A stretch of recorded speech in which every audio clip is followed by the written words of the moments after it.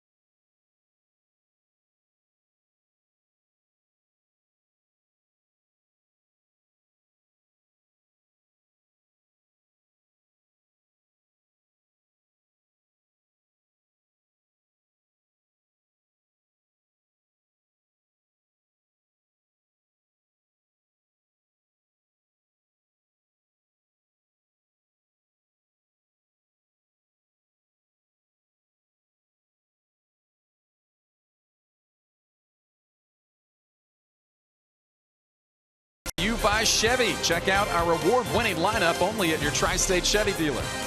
And by Skyline Chili, feeling good. It's Skyline time. Hey there, Reds fans. I'm Local 12 News meteorologist John Gubb. Dodgers in town, and I'll tell you, it's going to feel more like a fall night for baseball in Cincinnati. It's going to be cool. Lots of clouds hanging on, but no rain. Mid-60s by the first pitch and a cool 61 by the final out. Enjoy the game here on Fox Sports Ohio. Back inside the ballpark, and yes, it is Reds and Dodgers for the next 3 days at Great American Ballpark. And the Dodgers announced just recently, within the last hour or so, that right-hander Ross Stripling will start the series finale on Wednesday. But he's the outlier in this series, and really for the Reds in the next 2 series, because 5 of the 6 games, this series and the next against the Cubs, the Reds will face left-handed starters, with that exception of Ross Stripling's start on Wednesday. So our Elk and Elk storyline takes a look at the success of each of these teams against left-handed pitching. And the Dodgers near the bottom of the National League, only .232 against lefties this season. The Reds have been much better, near the top at .270. And records in those games, the Dodgers obviously pitch very well and have overcome a lack of offense at times. And the Reds right around 500 in games started by left-handed pitchers. And maybe someone in this series who can get going a little bit is Eugenio Suarez. Still has that 100 RBI on the season, but hasn't had an RBI in the last 8 games. Maybe seeing left-handers on the mound to start these games could help, because Suarez has been very, very good against southpaws this season. Top 5 in the National League across the board. And so the Reds have that going for them tonight, as well as Cody Reed on the hill as they look to get back in the win column against the Dodgers. And when we come back to Great American Ballpark, Billy Hamilton and the Reds get set for game 1 of 3 against the Dodgers.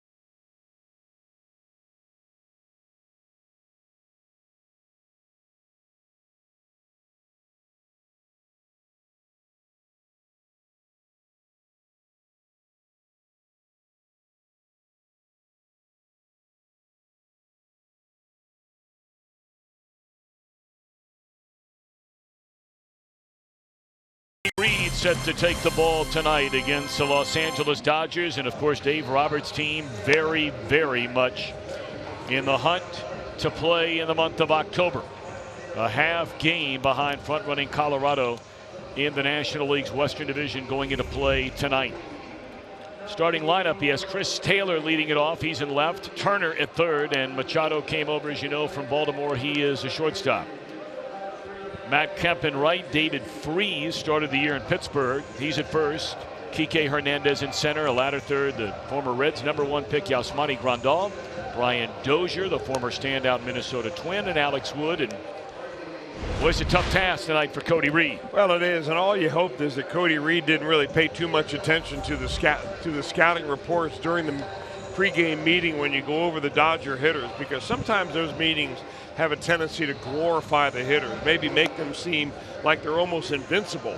Go out and pitch your game. You can only do what you can do. The one thing that Cody has done this year, though, and he explained this very clearly to me, because he's gotten to the point now where he realizes once a ball leaves your hand, you can't do anything about it.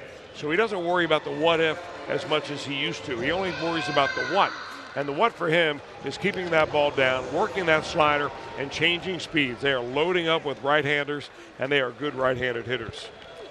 Dodgers just won a series over the weekend against a team that's in front of them in the National League West, Colorado. They beat the Rockies yesterday 9-6. So here we go in the first of 3 from Great American Ballpark as Reed turns it loose, and it's low ball 1, and this one underway. Larry Vanover calls the balls and strikes. He is the crew chief. Jansen Visconti is the umpire at first. Chris Guccione at second base, and David Rackley is down at third. 2 balls and no strikes.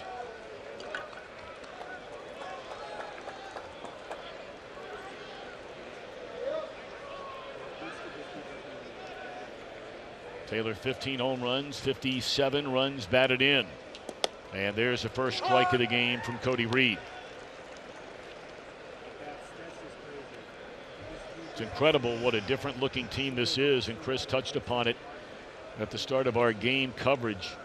Just looking at this starting lineup compared to the lineups the Dodgers were featuring back in May when the Reds went out to Los Angeles and won a 4-game series. I mean, they have guys healthy now. They didn't have Turner then. They've made the trades to acquire both Machado and Dozier. Very, very talented team.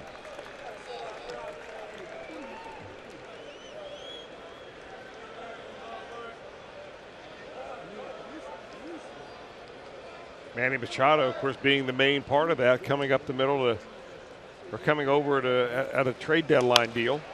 And a little blooper will start it off.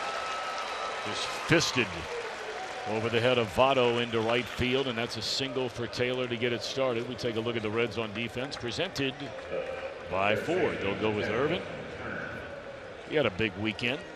Hamilton in center, and Brandon Dixon to start against the left-hander Alex Wood here tonight. Regular infield, and Tucker Barnhart behind the plate. And a happy birthday to Joey Votto. 35 years young here today is Joey Votto. Hope he's had a great day and an even better night. So happy birthday. Strike 1 to Justin Turner. Maybe the hottest hitter in all of baseball right now. Had 4 hits in his start yesterday in the win over Colorado. Had 2 doubles, a home run knocked in 2, also drew a walk. He reached base safely in all 6 plate appearances. Yeah, that was a 9-run game for the Dodgers yesterday. It was an ugly game from the Colorado Rockies standpoint. But, you know, you always wonder, coming from Colorado where the ball really doesn't bite, your breaking pitches kind of roll up there instead of really have tight break to them. Coming to now to sea level in Cincinnati, maybe it'll take him a game or 2 to get adjusted. You hope so. 2 balls and a strike. Since the All-Star break, Turner is a .385 batter and has the best OPS and batting average in baseball. 3 balls and a strike.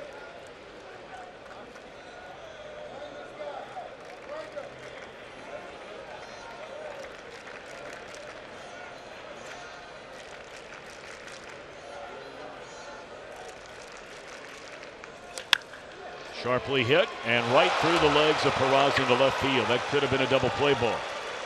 Well, what a difference an error right there makes for you. You give up a little bleeder of a base hit right on the jam shot, and then a ball that should have been a 2-out ground ball turns into be a runner at first and a runner at second and nobody out.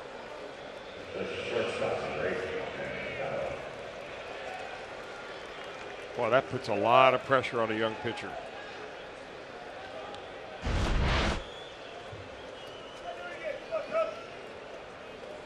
So this will be our first look as a National League player at the former Baltimore Oriole Manny Machado.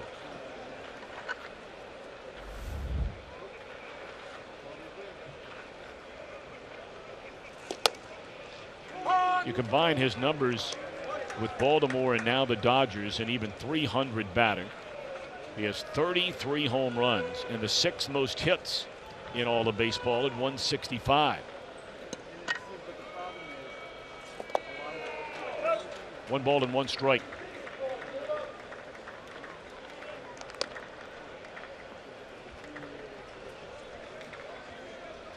Machado was the American League starting shortstop in the All-Star game, the 4th career All-Star appearance and the 2nd time he has started the game. There's a tapper down to 3rd. They get 1, and that's all, and having a hard time understanding why Suarez doesn't take that out at 3rd base. Well, he thought he was going to get a double play out of that, and I think he's looking over at Jeanette as to why you didn't turn that double play. He doesn't know. If you're only going to get 1, you're going to get the runner at 3rd base. And he figures maybe you got a chance for a double play right here. But if you're only going to get 1 out, and there was no intention by Jeanette to try to make the turn right there, not with Machado running, who's no burner by any means.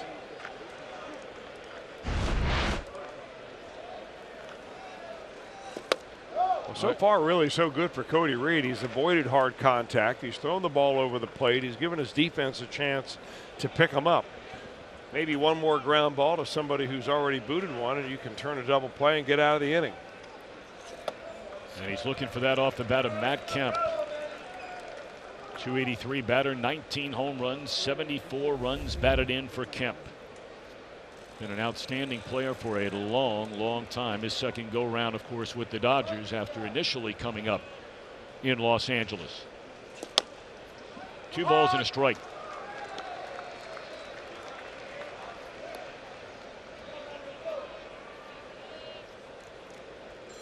And you see his runners in scoring position numbers.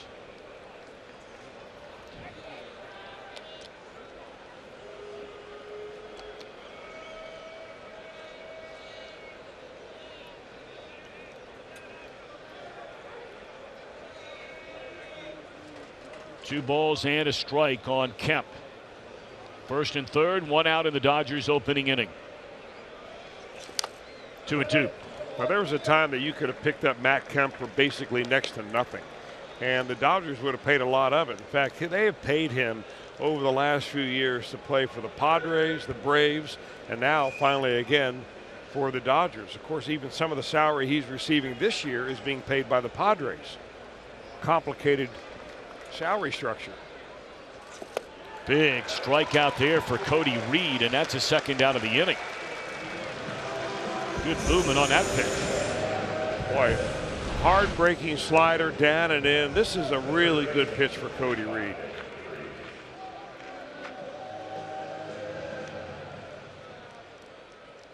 That's got to really boost his confidence right there, being able to get out Matt Kemp in this situation. But the 1st inning's not over yet. 1 more out to go. David Freese getting the start tonight at 1st base. Freese playing in just his 8th game since the Dodgers picked him up. They throw through, and now they'll throw down to 3rd, and the runner gets back safely. That'll be a stolen base for Manny Machado. Boy, the American Legion play worked on him. Worked on the Reds defense, that is. Machado goes, and then he's intentionally going to stop. They're going to try to steal a run right here, and Jeanette was just decoyed into throwing off the 3rd base before that runner was really far enough. Chris Taylor was able to easily get back. 0-1 on Freese. Freese already making an impact. Just 14 at bats as a Dodger. He has 6 hits, including a home run, a double, and 3 knocked in. You see his overall numbers this season. We've seen him a lot the last couple of years playing for the Pirates. Cody Reed trying to get the 5th out of this inning.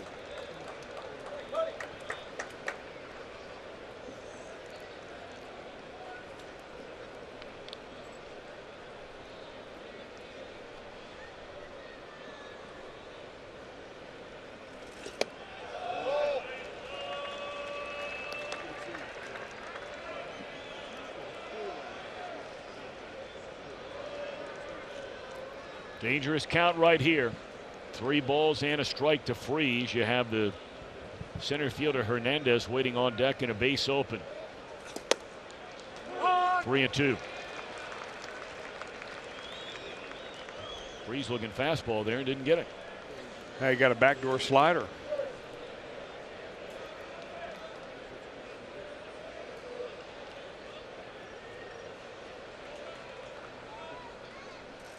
Try to get him to chase a fastball up, and it's ball 4, and this Dodger first inning continues. And out comes Danny Darwin here in the top of the very first inning. Probably just to give him a little bit of a breather right there. I mean, there was no reason to try to groove one to David Freese when you're behind on the count, even on a 3-2 count. Going to go over and give him a little bit of something positive to work on here.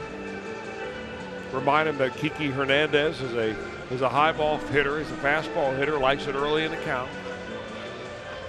Give him a little roadmap here. Hey, you know, show me what your slider can do right here.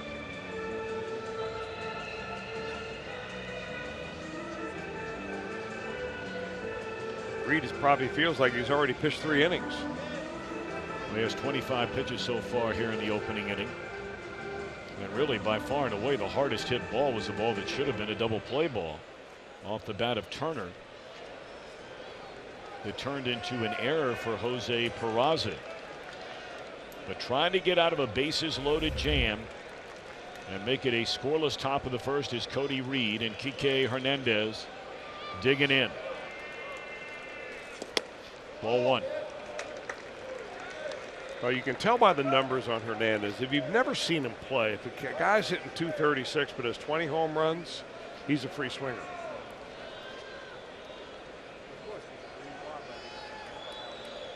One and 0 the count on Hernandez, and he takes a strike. Belt high fastball at 91. Taylor started the inning with a single. He's at third.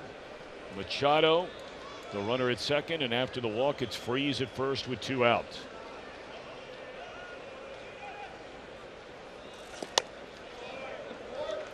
Got to finish that pitch in order to make a good, effective breaking pitch to come outside on the outer part of the plate and catch the edge. You've really got to make sure you get out there and finish it.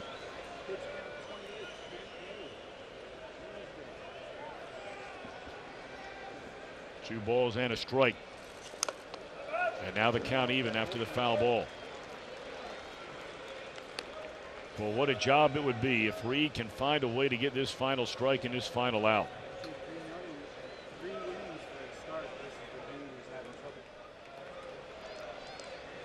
His manager could use some innings, quality, effective innings from his starting pitcher tonight. Reds did not get a lot of that over the weekend. Had to use a lot of bullpen.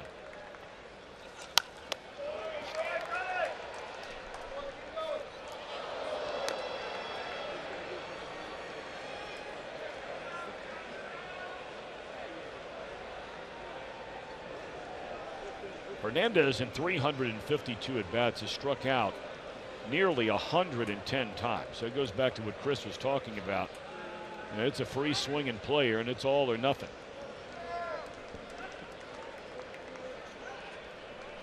Two and 2 on Hernandez. Got him swinging to end the inning. What an excellent job by Cody Reed. Outstanding. Reds will come to bat when we return.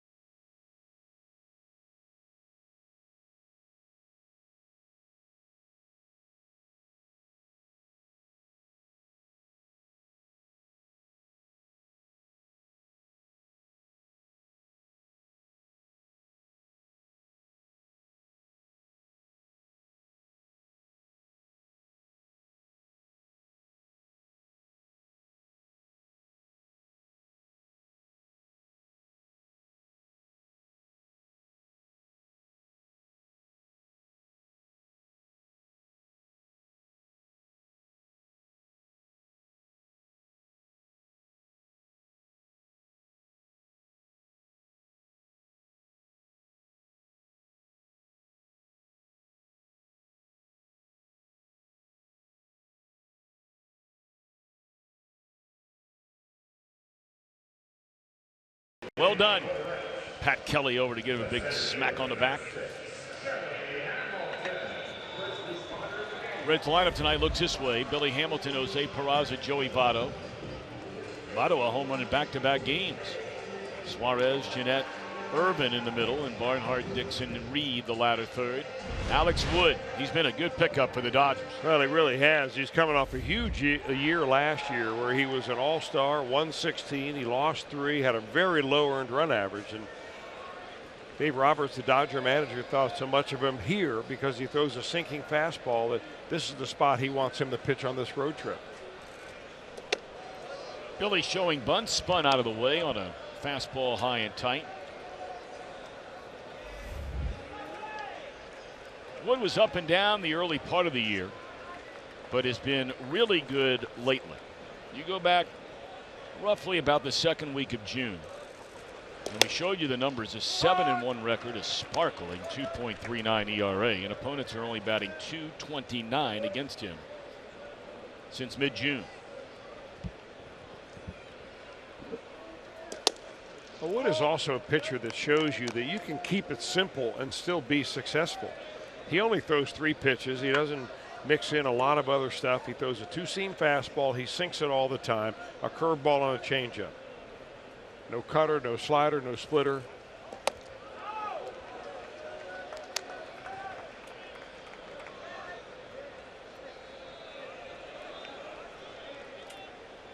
There it is.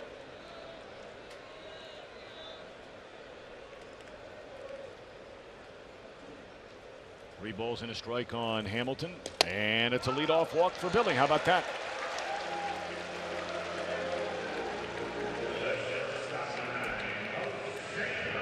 Look at Los Angeles defensively, presented by Ford. They'll go with Taylor, Hernandez, Kemp, left, center, and right. We talked about the middle infield acquisitions: Machado from Baltimore, Dozier from Minnesota, Yasmani Grandal hanging the sides.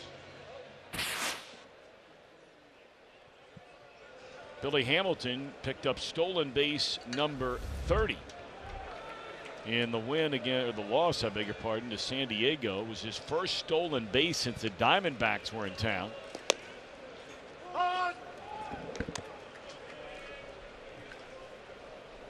And Billy joining Joe Morgan as the only Reds to steal 30 or more bases in 5 consecutive seasons. And now hit by a pitch is Peraza. So you'll take it any way you can get it.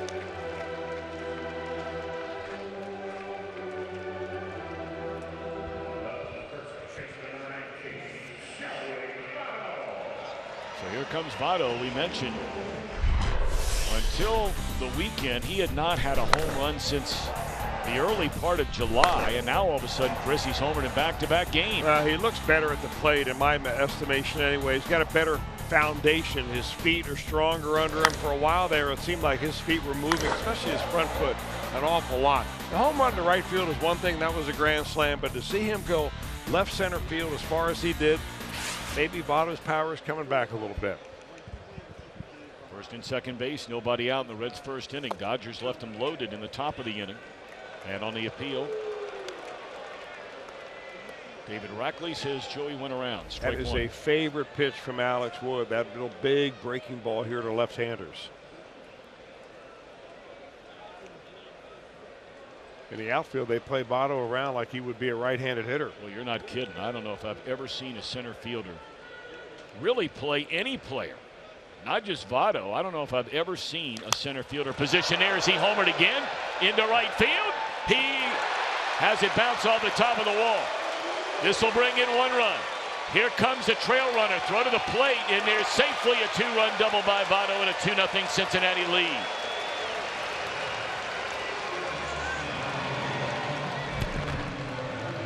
Well, we're seeing something this weekend. Of course, the weekend's over, but with the 4-game series against the Padres, and out tonight with Votto, him pulling the ball more than what we're used to. He's usually a guy that doesn't take that pitch and hit it to right field. Gets his hips cleared. It looked like it was going to be a home run, but it looks like it bounded right off the top of that padding. And if it comes back into the field of play, that is a double. If it hit the green pad behind it, it would be a home run. But since it was only the yellow padding, a double, drives 2 in. And the Reds get an early 2-run lead. And now thinking about more than just 2. Middle part of the order coming up. Suarez looks at a fastball to strike. But what a turn of events. I mean, the Dodgers just knocking on the door of disaster for the Reds. Reds gave them basically 5 outs in the first inning. Cody Reed able to get out of it, and they come right back and strike first. 0-2 on Suarez. And remember, for the Dodgers, this is kind of the payback road trip for them. They just came out of a 3-game series against the Colorado Rockies. They're going to play against 3 here against the Reds and then 4 against the Cardinals. The Reds swept them earlier in the year, and the Cardinals swept them earlier in the year.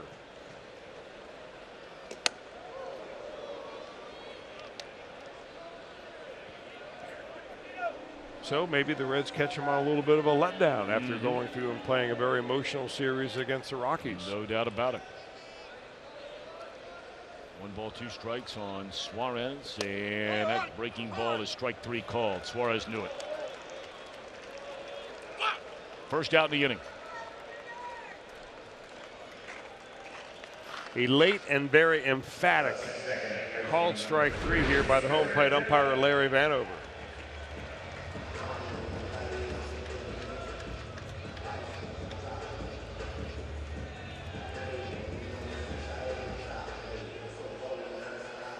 So with 1 away in the inning and a runner Votto out at second base, here's a left-handed hitting Scooter Gennett.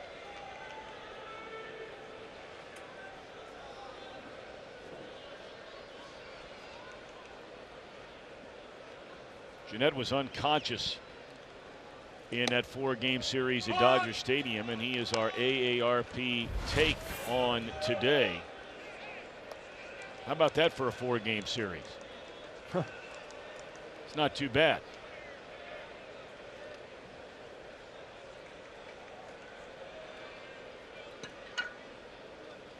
We were talking to a lot of the Dodgers people who follow the team regularly, and this was a guy that many of those that are around the Dodgers on a daily basis thought Gennett would be the player they would pursue to come in and play second base.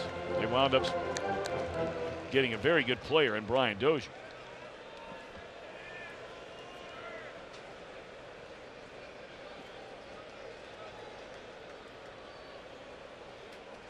Well, they did get a very fine player in Brian Dozier, but Dozier is a right-handed hitter. Now, they've got some left-handers that they can play, obviously. Bellinger at first base. Corey Seager's on the 60-day DL. There are a bunch of left-handers on this roster, but, you know, once September comes around, they brought in here basically an army of players. Or Hershiser came in here before the game joking they've got a 41-man roster. Right. And this ball is driven hard into right field. This ball is going to be up against the wall. Votto just now getting to third. They're going to wave him around, and the throw gone into the cutoff man at the plate. They might add a shot, but it's an RBI single by Gennett. 3-0 Reds in front. Joey must not have had a very good read. Right now, Alex Wood not fooling anybody. He threw a couple of high fastballs by Scooter Gennett, and then for some reason wants to go downstairs, maybe with a breaking ball right there. And Gennett is one of the best breaking ball hitters in the league this year.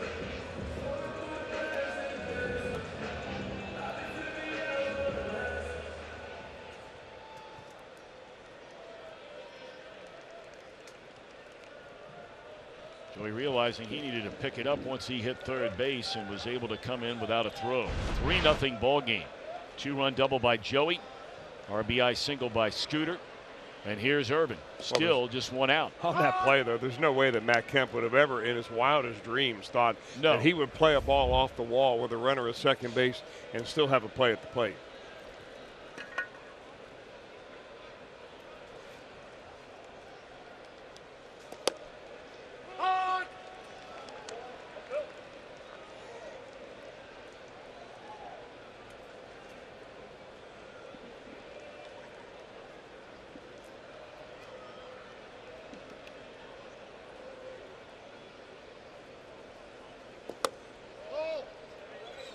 1 ball and 2 strikes on Phillip Ervin. Different type of pitcher really for Ervin to begin to understand here. A little bit of a finesse left-hander, changes speeds, likes to pick away at the corner with that changeup. Got to be a little patient in there. Hooked hard into left field. That'll be a 2-strike base hit by Ervin. And the hits just keep on coming for the Redlegs. Tried to slip a curveball by him, it looked like, and just elevated a little bit. Ervin stays back very nicely. I'll tell you what, this young man is beginning to really smooth out the rough edges.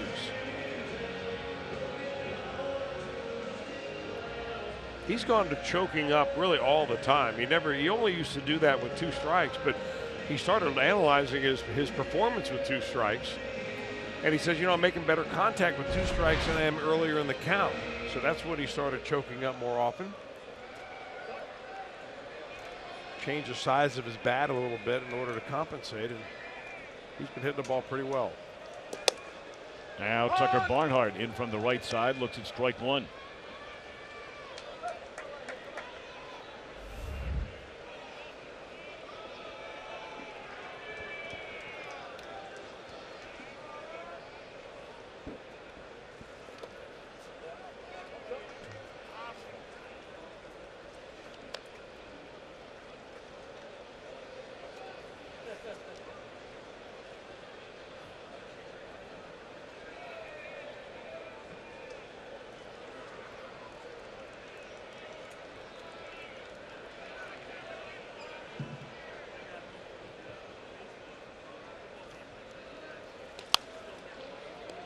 Fouled out a play by Scooter.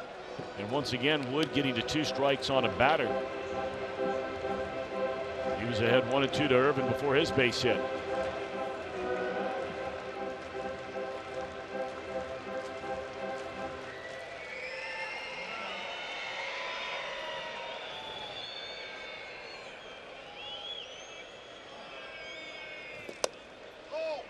And misses off the outside corner. 2-2 on Jeanette.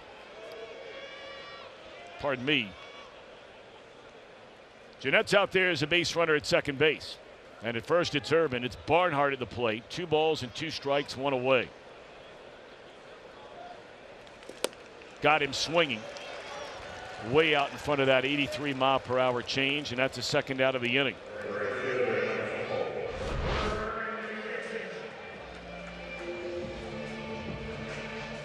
Good location combined with good arm action right there.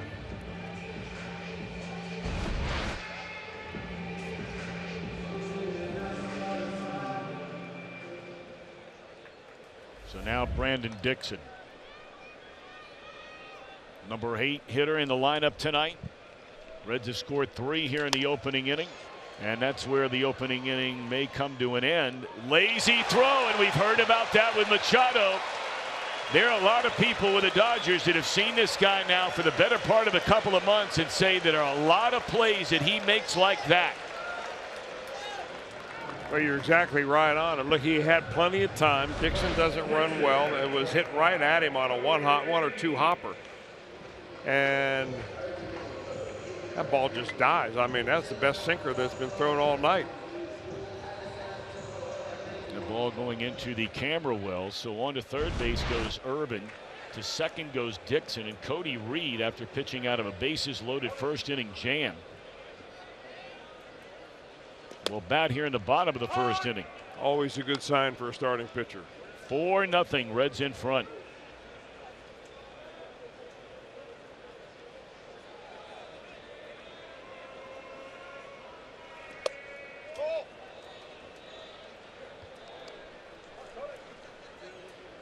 It's really funny when you think you're going out to get a superstar player, and make no mistake about it. I mean, Machado is a superstar player. He's a former third baseman, but he wants to play shortstop, so that's where he's been playing.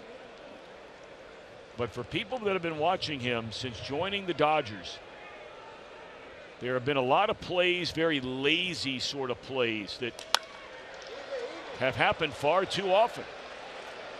The inning is over, and the Reds will take it all day, every day. The error leads to a 4th run. Good start for the Redlegs against the Dodgers tonight.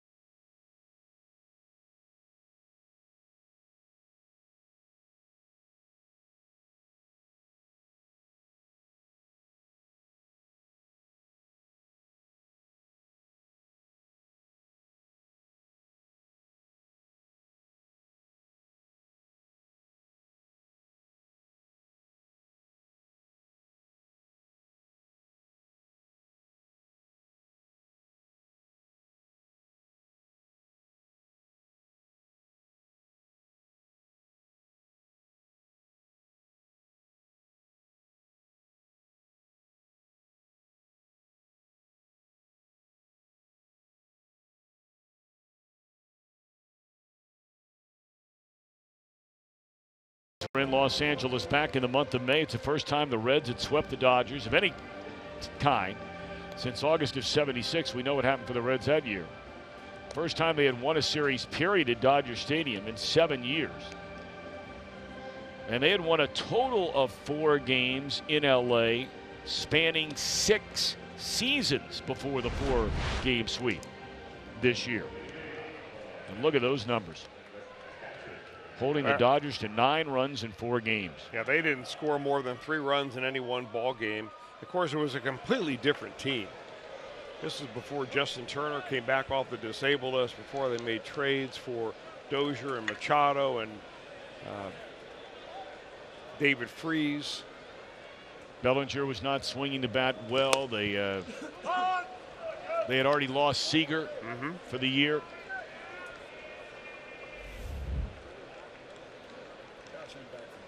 So here's a one-time #1 pick of the Reds out of Miami of Florida, Yasmani Grandal. He has carved out a very, very nice career for himself.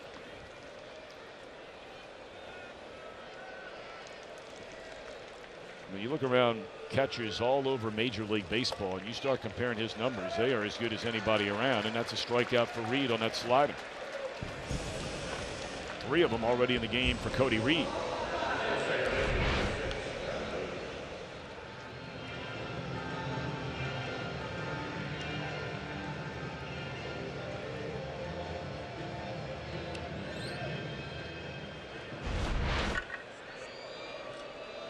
That brings Brian Dozier to the plate.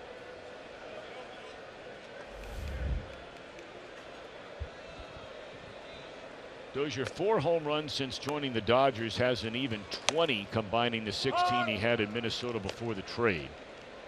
And again, you look among all Major League second basemen, whether you're talking about runs, hits, doubles, home runs, runs batted in, stolen bases, walks, Dozier's right there in the top 2 or 3 in virtually every category.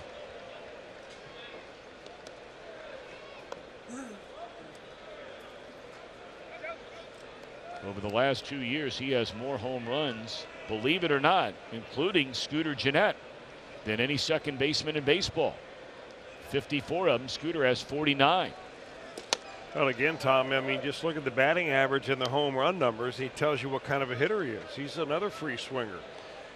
I mean, overall this year, and you combine his numbers from the Minnesota Twins and the Dodgers, he's the .218 hitter. Gennett ranging to his left, and a throw is just in time to get the hustling Dozier 2 down. Coming up later on, we'll have our Hold True moment brought to you by Miller Lite, so we invite you to stay with us tonight. Enjoy Reds baseball.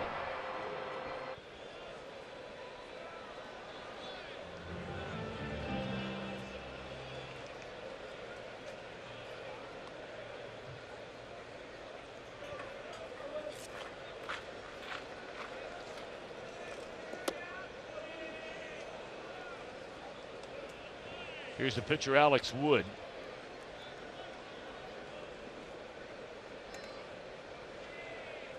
Reed trying to get through a quick inning here. He had a long first inning, working out of first and third, 1 out, bases loaded, 2 outs. Shaky defense behind him. There was an error, a couple of missed plays, but he got out of a jam with a strikeout of Kike Hernandez. And he'd like to put away Wood right here and right now.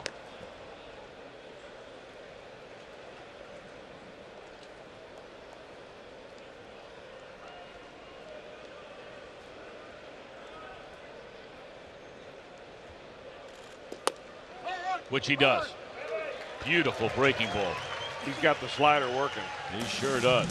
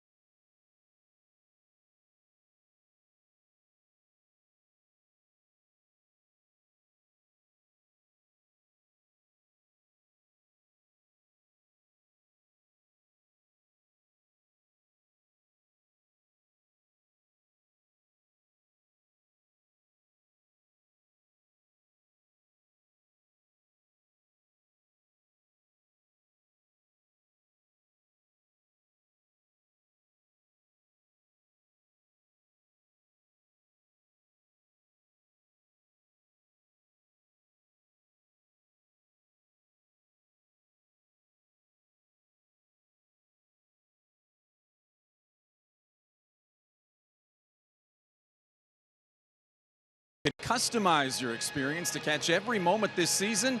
Get Reds home screen icons and features such as the MLB.com TV Game of the Day, in-game highlights, live radio broadcasts, and more. Plus, now you can stream Reds games with Fox Sports Go through the MLB At Bat app. You can download MLB At Bat today. All right, Mr. Giesenslaw, very comfortable night for you down there. Not too hot. In fact, it's a little bit chilly. This is the first night we've had that would feel anything close to being, early fall weather. Although I don't think we're necessarily heading in that direction anytime soon. Temperatures are expected to start climbing again by the time we hit midweek. But it is a little chilly out there tonight. Hoodies, jackets, sweatshirts, Reds lid.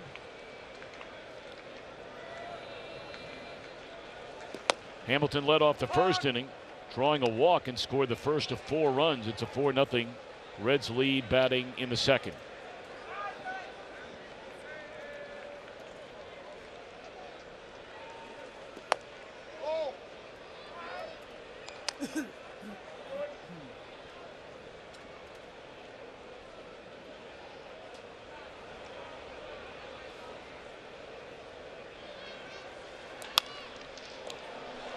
Love down at third by Turner. 1 out.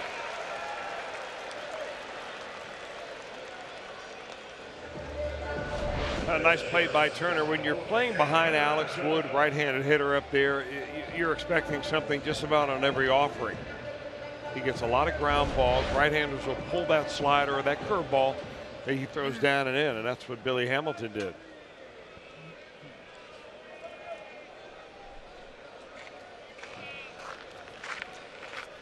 Here's Peraza after the Hamilton walk. Peraza was hit by a pitch, and Chris just said it, you better be ready. Ball put in play on the ground, back-to-back outs from Turner. Coretta to home run off that Toyota sign in right center tonight. Justin Davis of is that New Richland? Oh, it is New Richmond. Okay, on a sheet I'm looking at said Richland. I apologize. I know New Richmond. You kidding me? He'd win that beautiful new Tundra. Thanks to your Cincinnati and Northern Kentucky Toyota dealers. It's beautiful country out there, New Richmond.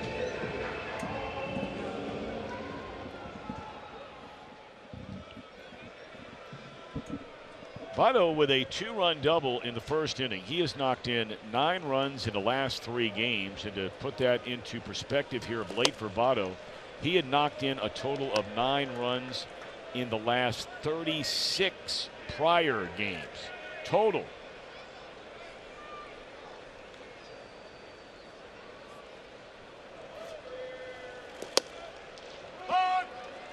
Fastball located perfectly on the inside corner. 1 ball, 1 strike.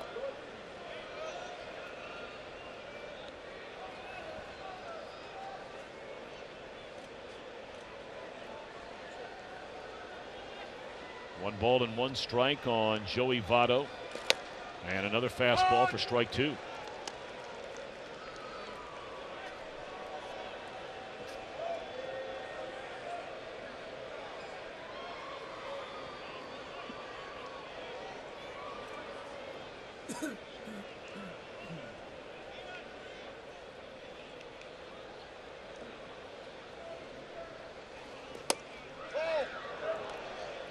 Three straight fastballs. That's rare from Wood.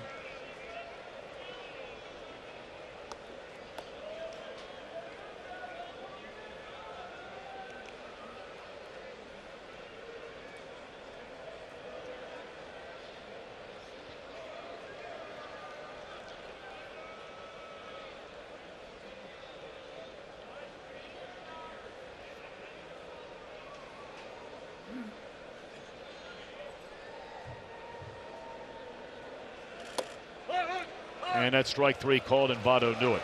Reds are gone in order. We move to the third. Reds in front, 4-0.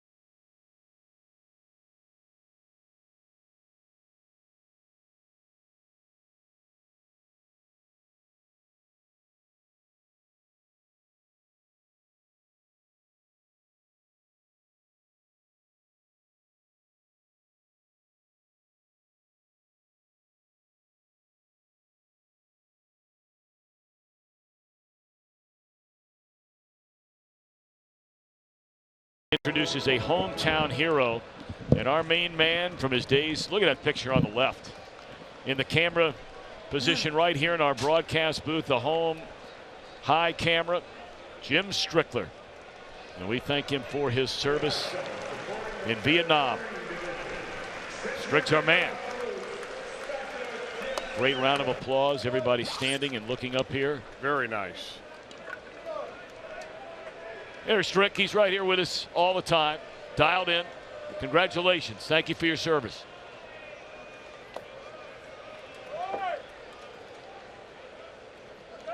Strick tight with his two daughters and everything they got going on.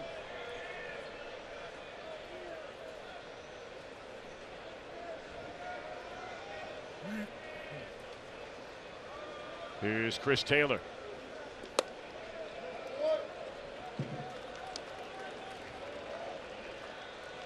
Reds lead 4-0. Dodgers bat against Reed here in the top half of the third. One hit for the Dodgers. That was the man who's at the plate right now, Taylor. Just a little bloop single that barely reached the outfield grass over the head of Joey Votto.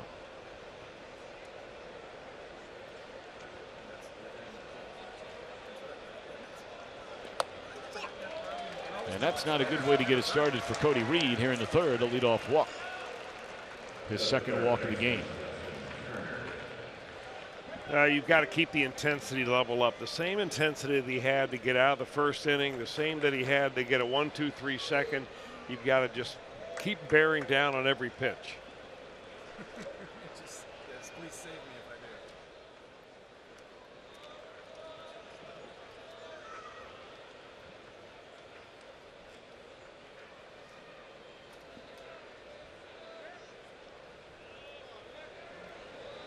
Pretty amazing stat here from Joe Luckup up here in the booth. Cody Reed making his 15th career start. This is only the second time of the 15 starts that he begins the third inning with a lead. You know, Reed would have a lot of trouble with control and giving up early runs, and you know, it's one reason a couple of years ago he didn't win a single game.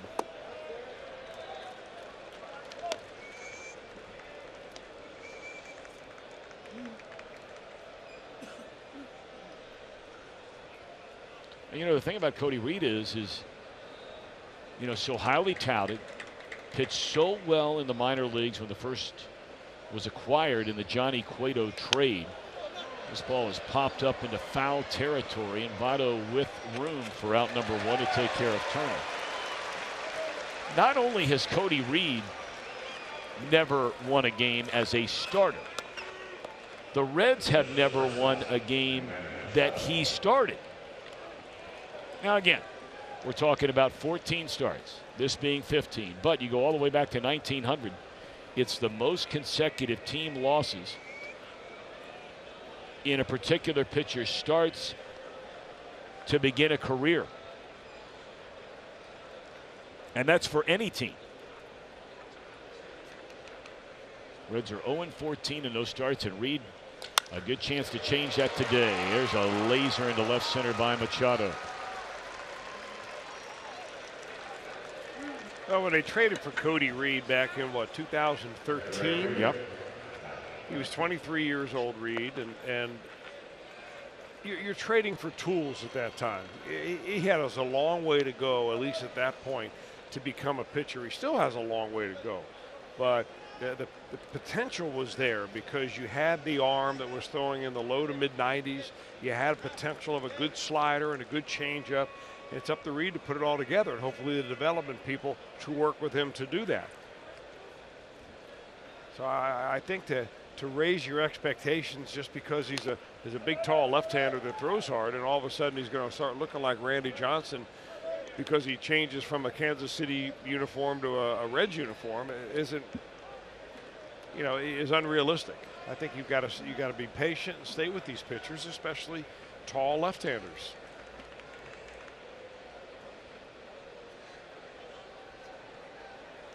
Nothing in, won the count on Matt Kemp.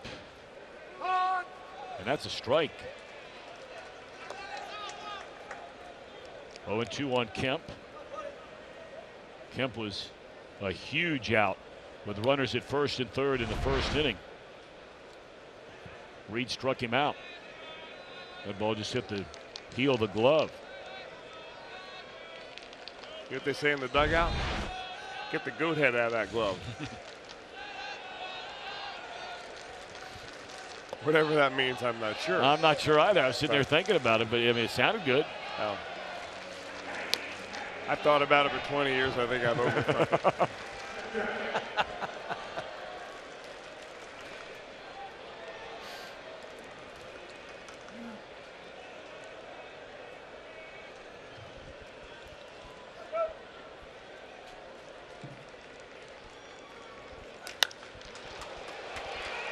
Under the glove of Peraza into center field. Scoring is Taylor. Going first to third is Machado. And the Dodgers are on the board. A run scoring single by Kemp. 4-1 game. Much more controlled swing this time for Matt Kemp. First time up, he was just freewheeling. That time he got a pitch up that was able to just level a swing on it and drive it up the middle there. You know, your success against Kemp was down, getting him chasing sliders down. I'm not so sure that until he proves that he can hit that pitch, why would you change your strategy and try to pitch him up and away? That guy at one time was the best up and away hitter in baseball. Here's David Freese, runners on the corners, 1 out. Freese walked his first time up. A leadoff walk comes around to score here in the Dodgers' third.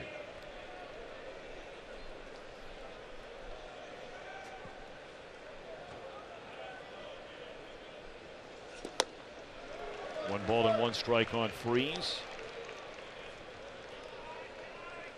Acquired in a trade with the Pirates. That was just the first day of September. But he had been rolling with Pittsburgh after a very slow start. You go back to mid-July, and Freese has been a .324 batter, 5 home runs, 22 runs batted in, playing like the old David Freese.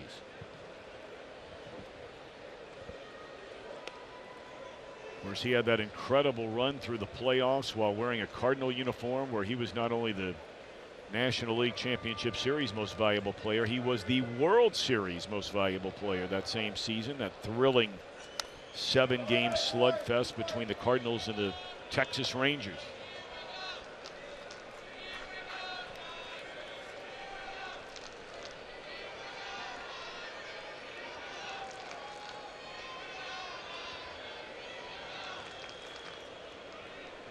One ball and 2 strikes.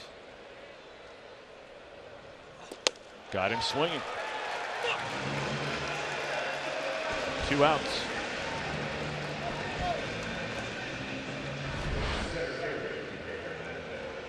That's 5 strikeouts in the ball game for Cody Reed. I don't think he has 1 strikeout yet tonight on a fastball. Every one of those have come on that slider.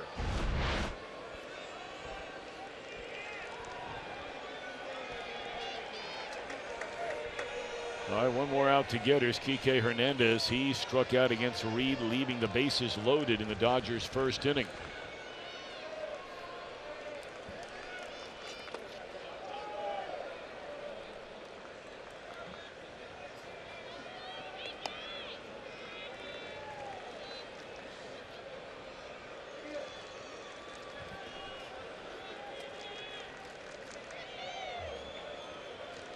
One to know the count on Kike Hernandez. Runners at first and third. 2 outs. Oh, I didn't miss by much if it did miss at all. Reed wondering where it did miss. And it's hard to miss if you're Larry Vanover right there. Your head is right over the left shoulder of the catcher. You're right in that inside slot.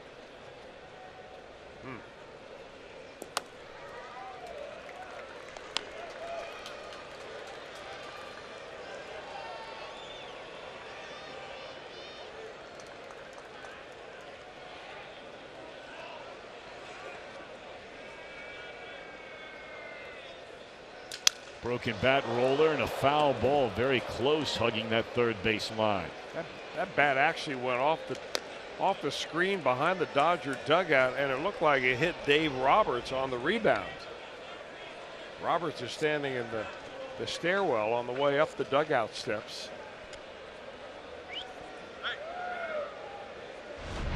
I don't know if we see the whole thing with our shot or not, but that ball went right off the screen, and look out there, Skip.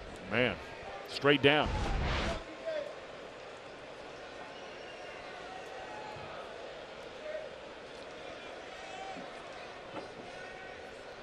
All right, so a new piece of lumber for Kike Hernandez.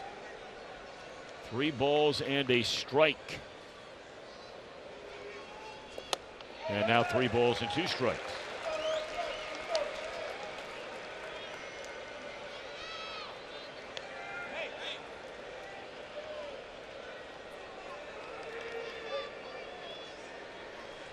.31 in that first inning. We talked about that. A very smooth and easy second. He's had to work again here in the third. Dodgers have broken through with a single run. And now 3 balls and 2 strikes on Hernandez.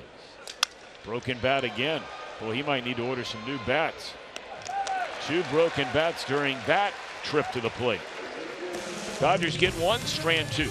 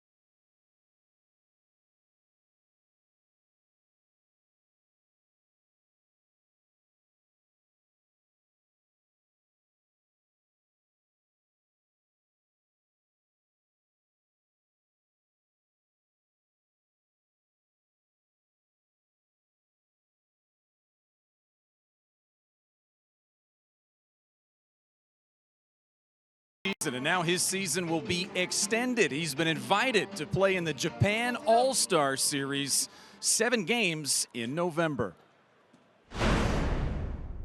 As soon they call me and ask me if I want to go, I say yes. You know, right away I say yes. I want to be there. I want to know the Japanese guys. You know, learn a little bit from that baseball. You know, they play exciting game over there. Good ballparks, people, and for me, like I say, it's a big honor to be part of the Major League team. Well, how about that? As he's walking up to the plate, we're hearing him talk about joining that all-star team going to Japan. And yes, indeed, reason to smile for Mr. Suarez. Reds get that run right back, lead it 5-1.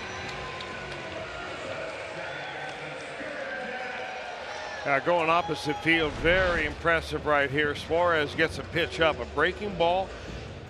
And that may have been the same pitch that Wood struck him out on the first time up. And he was not very happy at all dragging that Timber back to the dugout, but he kind of evens the score right here with an opposite field leadoff home run in the 3rd inning. Number 32 for Suarez, RBI number 101. They're still dancing down there.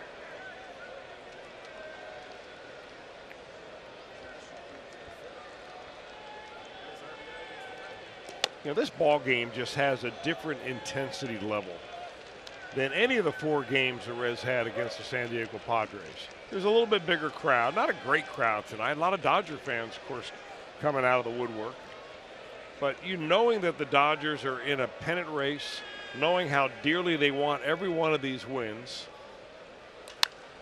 and I think the Reds have something to prove too to the Dodgers, that 4-game sweep was just no fluke, that they're actually a pretty good ball club, and when they put it together, they can play with anybody. And put it together, what I mean is when they get good starting pitching. That has not been the story tonight. The Reds jumping on Alex Wood for 4 runs in the first inning. Well, look at that flight of geese going up above. Perfect formation. How cool is that? Well, you're right about the cool weather coming in. They're heading south. They say it's time to get out of Dodge.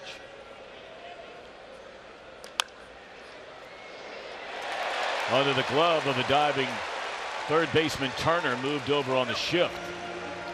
Yeah, and Scooter Gennett hit. I always wonder why they put the third baseman there on that side of the infield when, and maybe you do that because you want the shortstop who can cover more ground to cover more ground on the left side of the infield. But, if you think the guy's going to pull the ball, why wouldn't you put your swiftest defenders in an area where you think he's going to pull the ball?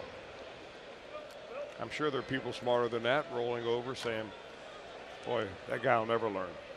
They're right down the hall. Here's a fly ball into right center field, continuing to travel, but it will stay in the park, and Kemp is there to get it. First out of the inning. Well, there's a wake-up call here for the Dodgers to see the ball carry here at Great American Ballpark, probably even better than it did over the weekend at Colorado. Although they did score 9 runs yesterday, it must have carried pretty well in Denver.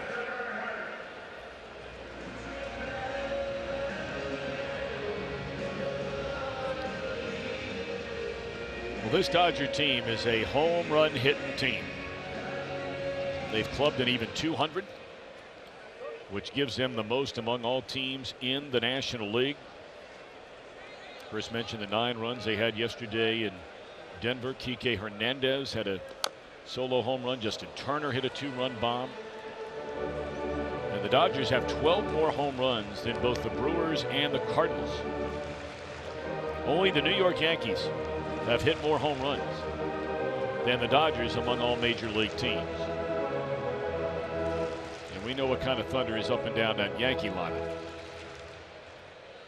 even without Judge.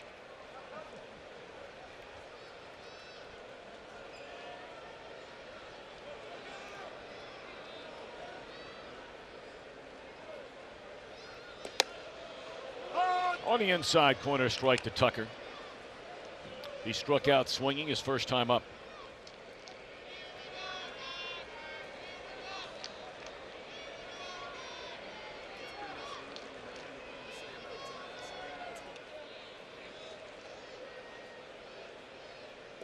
Finishing a thought about hitting 200 home runs, and here we have roughly 3 weeks left to go in the season. Fewer than 20 games for the Dodgers. But only 7 times, including this year, has any Dodger team hit 200 home runs in a season. A couple of times in the 1950s. They did it back-to-back years, 2000 and 01. Then the last time before this year was 2004. And Barnhart has gone on strikes for the second time. That's 4 in the game for Alex Wood. Yeah, Dodger Stadium has always been known, has a reputation for being one of the better pitching ballparks in baseball. I mean, the ball will carry like crazy during batting practice at 4, 3 o'clock, 4 o'clock, 5 o'clock in the afternoon. And then by the time the evening rolls around, that marine layer comes in. It's cool, it's heavy air, and you've got to hit it twice to get it out of there.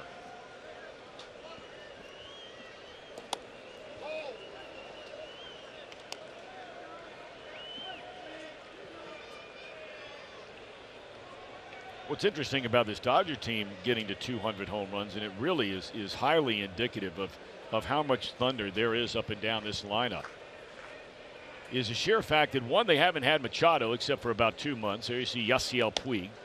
He had a big home run the other day in Denver. Dozier's got 20 on the year, but only 4 as a Dodger. But we've talked about it many times, playing inside of that National League West, there are 3 big ballparks, 2 cavernous yards, where you're playing anywhere from 8, 9, or 10 games a year in places like San Francisco, San Diego. Arizona is a very fair ballpark. Wouldn't say it's a pitcher's park. Wouldn't say it's a big hitter's park. It's fair. And we talked about Dodger Stadium. The home runs in Arizona this year are really down. I mean, remember, they're starting to use the humidor now in Phoenix with elevation a little over, what, 1,100 feet, I think it is, 1,200 feet above sea level. Well, I think the other thing about the humidor there is the lack of humidity in the air, and the baseballs dry out. And, you know, you can't get a grip on them when they're dry the way you are when, like tonight, for instance, you've got some humidity. A nice, easy night to get a good grip on the seams. That's one reason why those spring training games in Arizona can get way out of hand so often. Oh. You like those 4-hour contests out there? I do. I do. Thank you for reminding me. It's not too far away. See you there. Yeah. You will have been there for about a month and a half by the time I get there. I'll be tan, relaxed. That's right. Ready to go. Swing and a miss by Dixon. That will retire the side. Dodgers score in the top of the 3rd, but Suarez says take that in the bottom of the 3rd. Home run number 32 for Eugenio.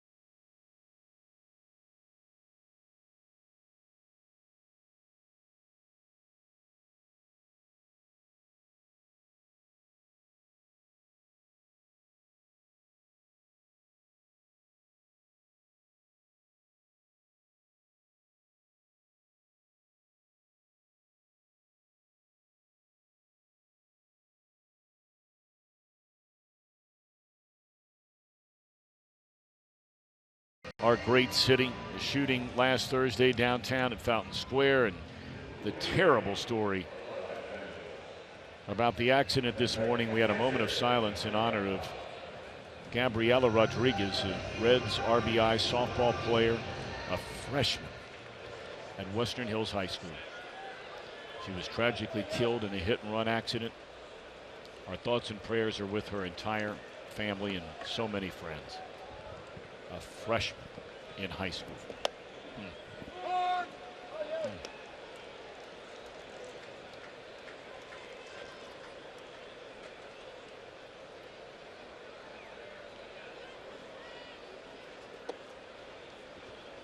Gabriella up in heaven above is enjoying the way her Redlegs are playing here tonight. Off to a 5-1 lead at the end of 3. Dodgers have the latter third in their batting order, Grandal, Dozier, and then the pitcher Wood.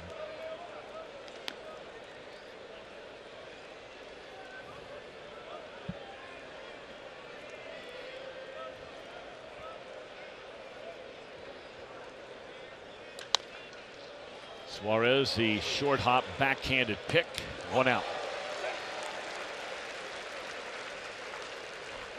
Well, that's the way Scotty Rowland used to do it. I remember that tech talk you had with him, looking that thing into the glove the whole time. Yeah, this is about as tough as it comes right there. The in-between hop. You see how low he went down there with his head to try to get his face and his eyes as close to the point of the ball going into his glove as possible, rather than just bending over at the waist. Yeah, you're right about those tech talks with Scott Rowland. I mean, those were about as fundamentally solid as you could ever get. No question. And that's the way he played. I mean, he didn't have a lot of flash about him. He just made the plays. Got a rifle for an arm. Ball player. But always set his feet. Yep. Whenever he could. And if he could surround the ball, he always would. Miss seeing him. Never see him at all anymore. Makes his home in Indiana, and I guess for a little while there was doing a little bit of back and forth with Florida, but I understand he's back regularly not too far from where he grew up in Jasper, Indiana. Kids are in school probably, and maybe coaching them. Boy, what a good guy and one heck of a player.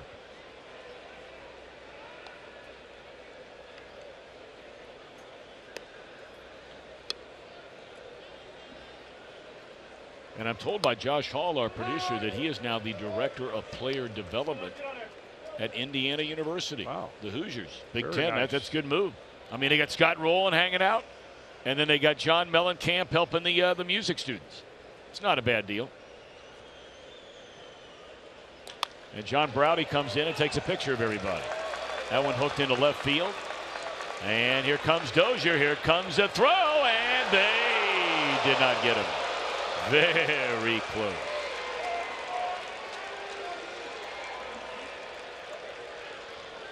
Perfect throw by Irvin. Now Dozier gets a pitch that's up right there. Not a great location for Reed, but did not get away with it. Goes down towards the line, and good effort here by Irvin.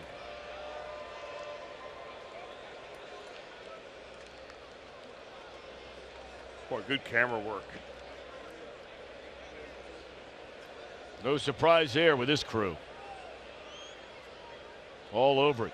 3 different angles, 3 different cameras. All over it.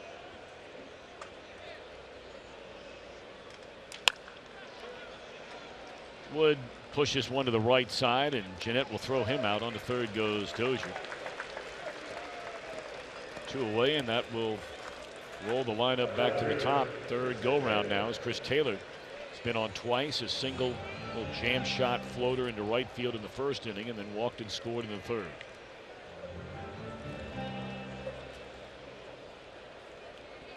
We talked about Eugenio Suarez going to Japan with that group of all-stars heading for Japan in November. Well, this young man, Chris Taylor, will be with that group as well. This ball blasted into right center field, and both those all-stars with home run balls here tonight.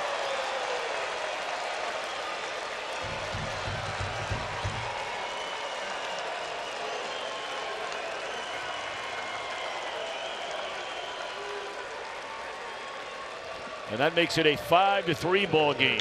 Now, I don't know whether if they got a new batch of baseballs or whether there's something going on in the atmosphere, but the ball is just jumping out of here tonight. It did in batting practice, and it's doing it now.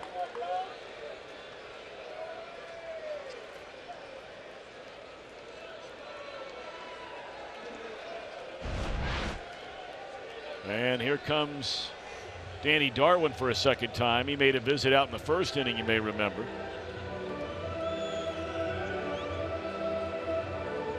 Well, you got to get him back focused again to what he was doing early in the game. And, you know, with this Dodger lineup, you mentioned, Tom, about the number of home runs they hit, the 200 mark that they have hit here. This is one that you just can't relax on. There's nobody in this lineup other than the pitcher that you can make a mistake and expect to get the baseball back.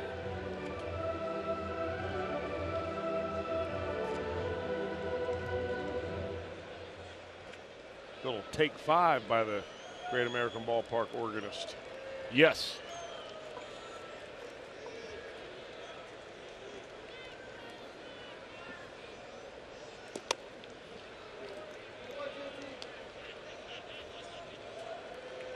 The Dodgers now have homered, by the way, in 18 consecutive games.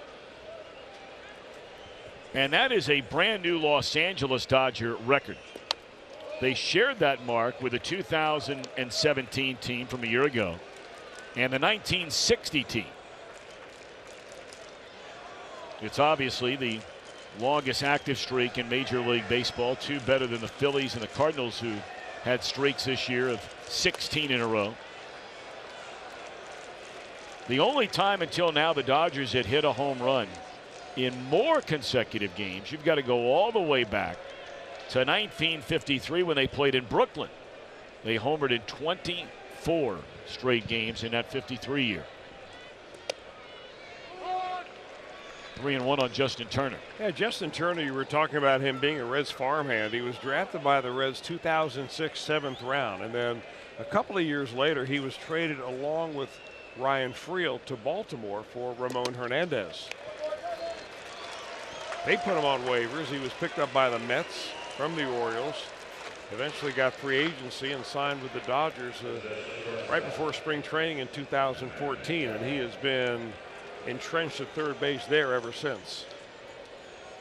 Well, Chris, if you look at the lineup tonight for the Dodgers, they have more players in their lineup tonight drafted by the Cincinnati Reds. Justin Turner and Yasmani Grandal. Then players the Dodgers drafted themselves. The only player in their lineup tonight they drafted, you brought up earlier, is Matt Kemp.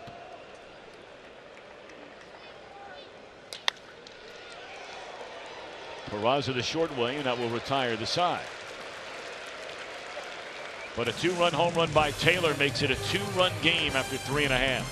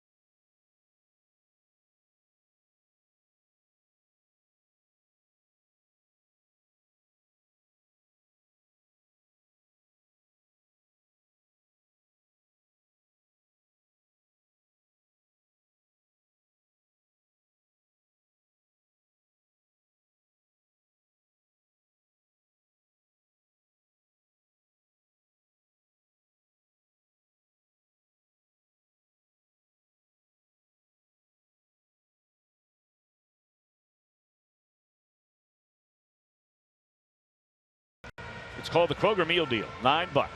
And you check out concession stands around the park. In the Kroger Meal Deal, you get a hot dog, a bag of chips, a 16-ounce Coke, and during this homestand, Sargento's string cheese. 2 more games on this homestand. So check out the Kroger Meal Deal your next trip to the ballpark. So the day is over for Cody Reed. He lasted all of 4 innings. So he still will not get his first win as a major league starting pitcher, even with a 2-run lead, because of course he doesn't go 5 innings in the game. He gives up 3 runs and 5 hits. Reed walked 3 and fanned 5. I got to tell you, that doesn't bother me one bit that he takes him out of the ball game. There are some people at home say, oh, you know, he deserves a win. Oh, he's gone 4 innings, giving up 3 runs. And Jim Riggleman wants to win this ball game. The way he wanted to win last night's ball game that got away from him, he really thought that he had a chance to win that game last night if he had better relief pitching in the middle of the game. And he's just trying to get through really inning by inning. he has seen time and time again, the more innings and the more times in one game a Reds pitcher faces the same batter, that it's a recipe for disaster. So he's going to get him out of there and go to the bullpen. Gabriel Guerrero is the pinch hitter. Sharp bouncer up through the middle, but he's thrown out.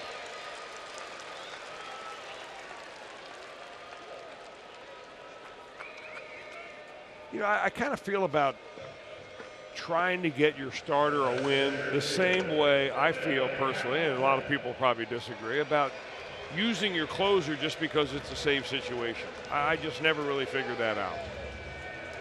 Now, my phone's probably blowing up with agents calling me right now saying, well, you're dialed in with that crowd. We've got a lot of reasons why we want you to use the save, put the closers in there for saves. But, you know, the whole idea is that you've got a 25-man roster. Of course, now with the expanded rosters, you may have 30 or 40. But this is the team game, and the W's are the only thing that really count. Billy Hamilton, for the third time, has walked, scored, and bounced out to Turner at third. 1 ball and 1 strike to Billy Hamilton. It will be Michael Lorenzen to take over, or so it appears. He's been getting loose in the bullpen, and there you see Michael down there. Boy, his last time out, how good was he? 3 innings, 1 hit. Yeah, dominant.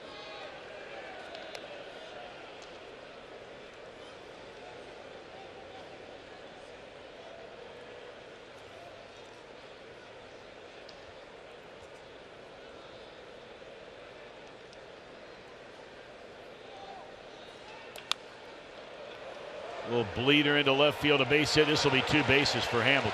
I mean, you got no chance to throw him out at second base. They made it as close as you're going to make it, but that's as close as you're going to make it.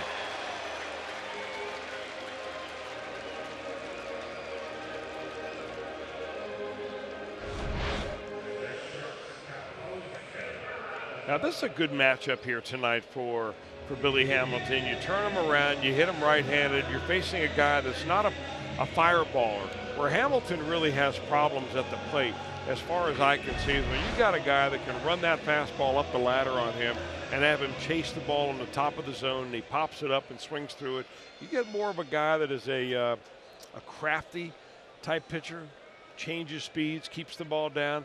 That's a little better matchup for Billy. 1 on, 1 out. Here's Peraza. About out of play. Jose bounced out to third his last time up. Hit by a pitch, scored a run in the 4-run Cincinnati first inning.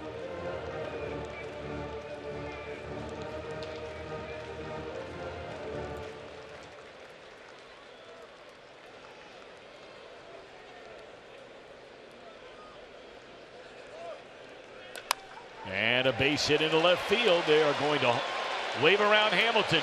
Taylor's got a good arm.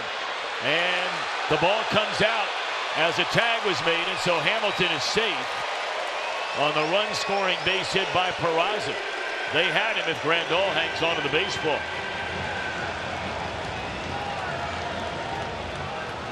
He makes weird things happen. You know, the catcher's glove is not designed to hold on to a baseball. It's designed to catch a baseball. And when you get it in there and you start waving that glove around like that, it's just not designed. It doesn't wrap around the baseball like a first baseman's glove does, or even an infielder's glove will. And Billy just basically knocks that ball out of his glove as he goes right by Grandal.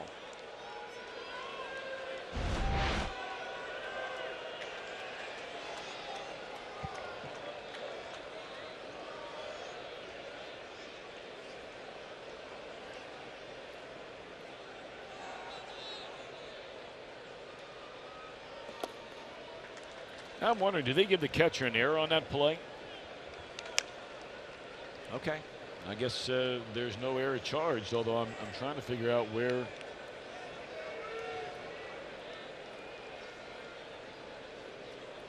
Well, the Dodgers had the error by Machado in the first inning. Mm-hmm. Okay. So an RBI single by Peraza, as we thought it was, and here's Joey. Little nugget for you here. Most hits by a Red player on his birthday. How about Joseph Votto? 16 of them. Got number 16 with that 2-run double in the first inning. Dave Concepcion had 14. Brandon Phillips 13. Barry Larkin 13. Tony Perez 12. Frank Robinson 11.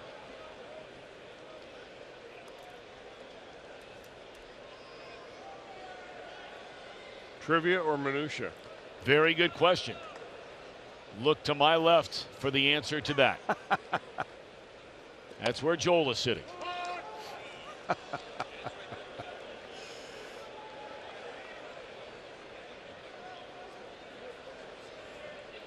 While his family was out enjoying a cruise or a summer vacation, Joel was holed up in the galley. Hitting the books. Hitting the books.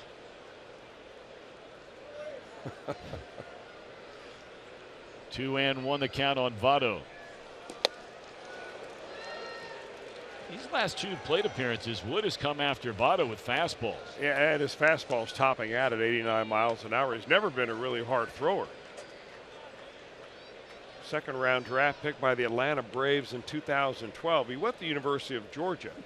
Braves really scout their backyard very hard.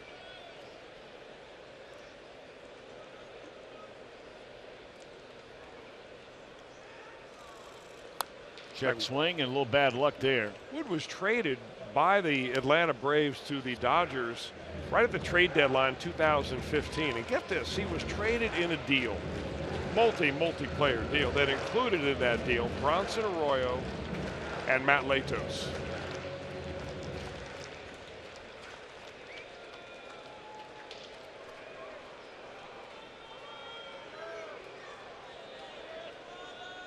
Couple of guys that at times pitched very, very well for the Cincinnati Reds. Arroyo for an extended period of time, and there was a couple of year run there for Latos where he was as good as anybody in the league. Well, the Latos connection here, of course, with the Dodger catcher Grandal. Yeah, that was Grandal, Yonder Alonso, Brad Boxberger, and Edinson Volquez. Yeah. All traded from the Reds to the Padres for Matt Latos. All of them became all-stars after leaving here. Boy, they were killing Boxberger in Arizona, though, yesterday. Holy Moses.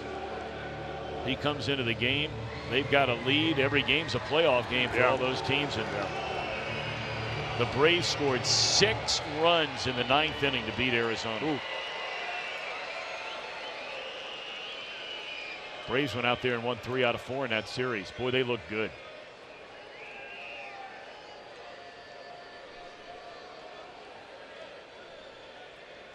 I mean, they're starting to look like a team that's a divisional champ.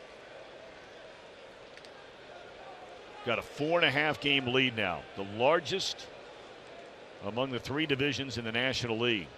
8th pitch of this at bat. There will be a 9th.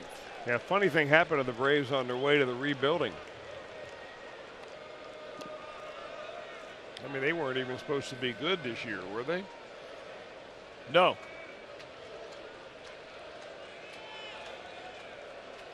Braves are playing up in San Francisco later on tonight. There's ball 4 to strike 3. My. Vanover verbalizes it first. You can see after one step out of the batter's box, Votto turned, and he's having a few words here for Larry Vanover.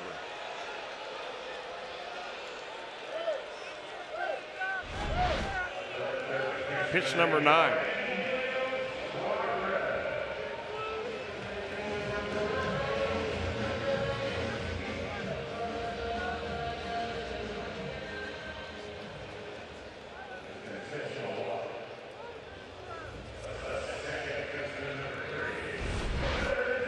Second time tonight, Votto has looked to strike 3.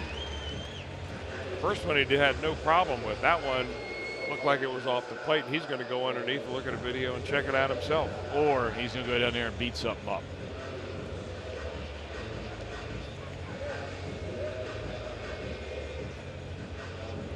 I think maybe now that he's 35, we're looking at a kindler, gentler. No. Of anybody on the team, not a chance. No. Suarez was intentionally walked. Some of you wondering what in the world Scooter Gennett was doing up there. They just sent Suarez on his way after hitting a home run his last time against Wood. Here's Scooter. All he's done is go 2 for 2 against Wood tonight. With the 2 hits tonight, Scooter's average up to .318, which puts him back atop the National League for best batting average.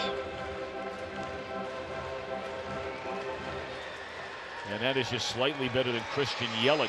The Brewers and the Cubbies beginning a huge series tonight at Wrigley Field. They're just underway in the first inning, and Yelich already has a base hit. Pulled foul. So Scooter at .318, Yelich at .317.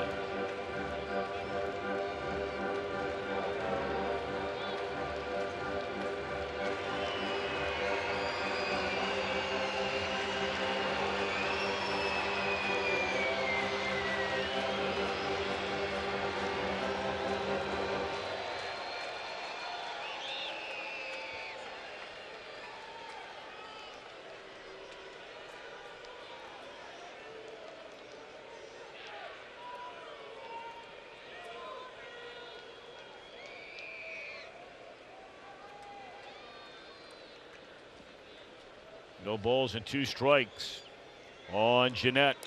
And back up through the middle. Scooter's done it again. A 3-hit night for Scooter Gennett. His second RBI of the game. Reds have gotten the 2 runs back. The Dodgers scored in the top of the inning with a pair here in the bottom of the 4th inning. What a year he's having. Yeah, it looked like Wood tried a little trickery right here with a left-on-left changeup, and that's exactly what it was down. And we mentioned earlier how good of an off-speed hitter that Scooter Gennett is. Hangs right in there, flips it into center field, past the diving second baseman. Boy, who would have thought in this ball game we'd see 10 runs scored in the first 4 innings?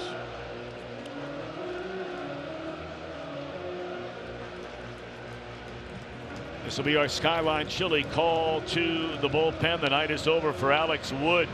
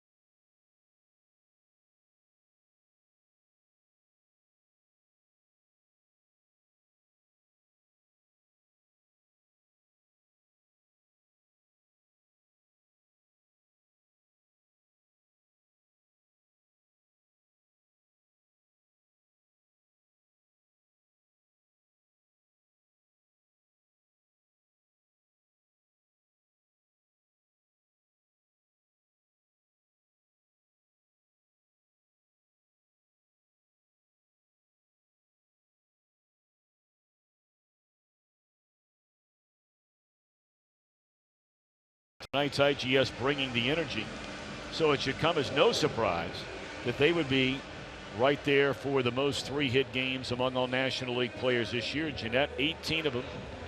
Yelich, along with the Cardinals' Jose Martinez, with 15. And with the 3 hits tonight, Gennett moves into second place among all National Leaguers in total hits, 169, tied up with Freddie Freeman. So here is the ambidextrous pitcher out of the Los Angeles bullpen, pitching right-handed to the right-handed batting Irvin, and gets a pop-up. Nice late break on the ball by Kemp. And Pat Venditti is able to get the final out of the inning. Talk more about him in a bit.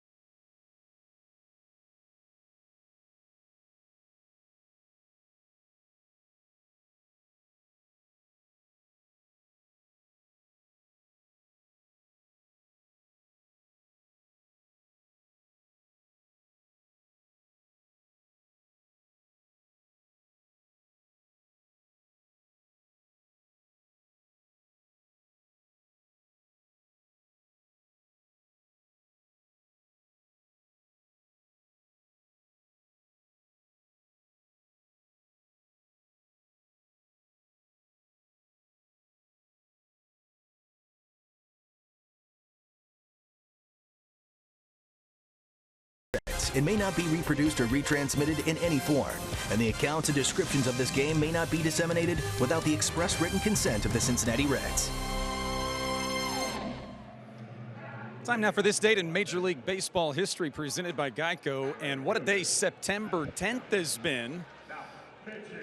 Birthdays on September 10th. Not only Hall of Famers George High Pockets Kelly and Randy Johnson, but also Neil Walker, Paul Goldschmidt, and that guy at first base, now 35-year-old Joey Votto. Jim Riggleman this afternoon asked about 35-year-old Joey Votto and what he sees in the future. He said, obviously, everyone slows down in some way as age catches up, but he said Votto's the kind of guy that's in such tremendous physical shape. Riggleman said, I don't think that the calendar is going to be the thing that slows him down. Well, there is very little doubt about the commitment level of one Joseph Votto. I mean, he is a finely tuned machine in terms of taking care of himself and getting himself ready to play. And, you know, he had the trip on the disabled list this year. But he's a guy that will play every single day over the course of a season, and has a couple of times already in his career. So he's built for the long haul. Meanwhile, it's now Michael Lorenzen taking over on the mound. And he'll get Matt Kemp on a fly ball to center. And that's the way it starts in the LA fifth inning. On paper, you think this would be a pretty good move right here by just the contrast in styles between the starter Cody Reed tonight and Michael Lorenzen. Reed, a lot of pitches that were breaking pitches. Almost all of his strikeouts came on that slider. And Lorenzen coming in throwing a firm 94, 95.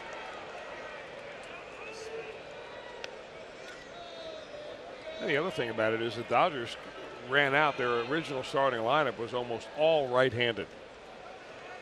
Cody Bellinger will now come in to pinch hit as a left-handed batter for the right-handed hitting David Freese. Ensure that Bellinger will just stay in the game to play first base. He is their regular first baseman. 22 home runs, 65 runs batted in. He's had a big drop off from a year ago when he was the National League's Rookie of the Year. Had some issues early in the year with his manager, Dave Roberts, where he didn't run a couple of balls out, and Roberts benched him. But when we saw him, Chris, he was striking out almost every single plate appearance in that 4-game Red sweep out in LA. Well, he was making no adjustment at all based on the situation with the runners on base or the situation with the count. I mean, he had a big high leg kick, big long swing. Pitchers were eating him up inside. Roberts got very frustrated at his lack of, adaptation. And remember, he had the with his team down a run. He had the bunt on a 3-0 pitch. Remember that? Yep. Bellinger gone swinging. That last pitch by Lorenzen at 98.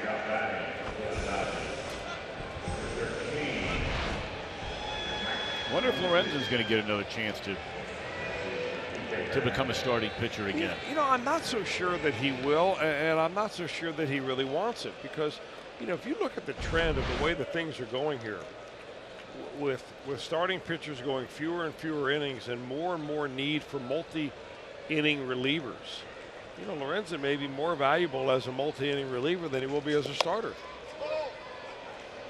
He is very good at his job. There's no doubt about that. Max Muncy, meanwhile, is up to pinch hit. Boy, do they have some talent on this Dodger team. No kidding. I mean, you know, the two guys you bring up in the 5th inning to pinch hit. One of them, the National League's Rookie of the Year a season ago, and the other one went to the All-Star game. This guy leads the Dodgers with 32 home runs, Max Muncy. Well, they have 11 players on their bench compared to the Reds 7. They have 12 pitchers in their bullpen compared to the Reds 9. In fact, they had 4 left-handed relievers, 7 right-handed relievers, and 1 ambidextrous pitcher. They got it all covered. I don't know where they have enough seats on their airplane. Well, they said they actually did. You were kidding around with Oral Hershiser when he was over here in the booth, and we were chatting before the game and asked him if he had a seat on that thing, and they said they actually took a bigger plane on this trip for that very reason. What an impressive fifth for Michael Lorenzen. Hollywood. Better believe it.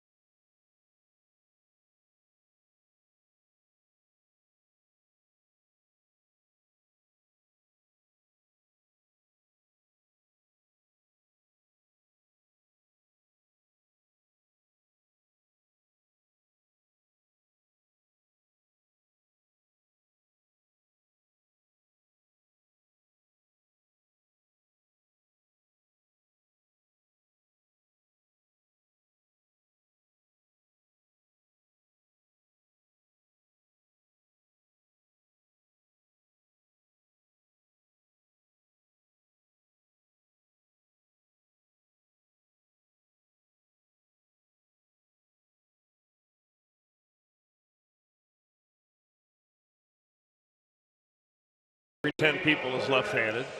But do you know anybody who's truly ambidextrous? Because there are only really 1 out of every 100 people that are ambidextrous, and you're looking at one right there is Pat Venditti. So when a ambidextrous pitcher faces a switch hitter, a lot of crazy things can happen, and it did for Venditti back in 2008 when he and Ralph Enriquez, who was a switch hitter, went back and forth switching lefty, righty, batter, and thrower. But in this situation, Venditti has to indicate what arm he's going to throw with, and Barnhart will come up here and hit left-handed. Venditti cannot switch in the middle of the at-bat, although during a timeout in the middle of at-bat, if Tucker Barnhart wanted to go around and hit right-handed, he could do so. So there's Venditti saying, I'm going to pitch right-handed right here. But Barnhart is still not locked into hitting lefty. He can be a right-handed hitter if he wants. That's rather peculiar, isn't it? It is peculiar. The batters be able to do it and the pitchers not. And it was a rule that was put into play basically because of Pat Venditti. after that crazy back and forth. It took about 20 minutes. It was a minor league deal before they finally would get in the batter's box. Every time Ralph Enriquez would get in the box, say right-handed, Venditti would go to right hand. And then Enriquez would go to the other way, and Venditti would switch. And the umpires had no rule to claim until they've recently put it in the rule book. I've been waiting for this all year long. Well, you have. Actually, more than all year. Dozier will throw out Barnhart, one away. I would imagine that something's going to pop up on that baseballrulesacademy.com about this if it's not up already on Venditti. Am I right or wrong? Actually, we do. We have a blog that we put up there a couple of years ago, an excellent piece that was written called I Throw With My Right and My Left. Who wrote that piece? Actually, my daughter wrote that. My daughter Carrie wrote that. She took all the rules, put them together. We put some video in there as well. It's got the video of Greg Harris pitching with both arms in one game, and also the video with Pat Venditti facing the switch hitter that couldn't decide which way he wanted to bat. So you got the brains in the family locked in to help out. Indeed. Well, there are a lot of brains though in that family. Well, that was back. I think every one of your kids is like a full ride scholarship Her rate was cheaper back then. I can't afford it anymore now. Well, that I get, but I'm saying, you probably have a little extra scratch sitting around considering you didn't pay for one kid to go to college. I wouldn't go that far now. It's not far off from being the truth. I wouldn't go that far. Max Muncy is at first base, and Bellinger stays in the game to play center field. Bellinger has gotten more and more playing time out there in center this year. This is his 62nd game now. 61st, I beg your pardon. And he's played over 100 at first. So he's only the fourth player to ever play 60 or more games at both places in the same season. I don't think Dixon was awarded time out there. The ump doesn't have to give it to him. Yeah, the pitcher did the right thing by continuing to pitch, but it was a ball. Nick Swisher, if you're wondering. The pride of West Virginia and an Ohio State Buckeye, the last major leaguer to do that in center and at first.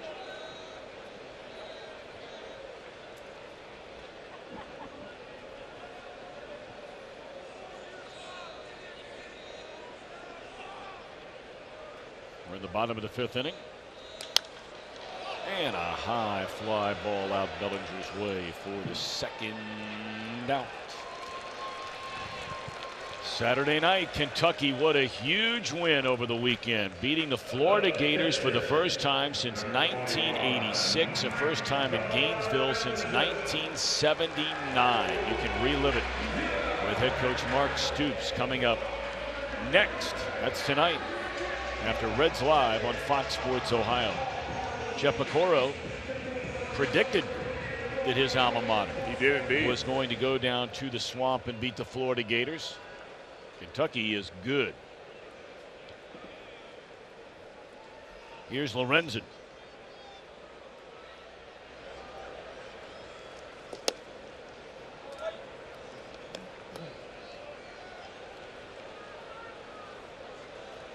Four home runs this season for Lorenzen in 25 at-bats. He has 7 hits.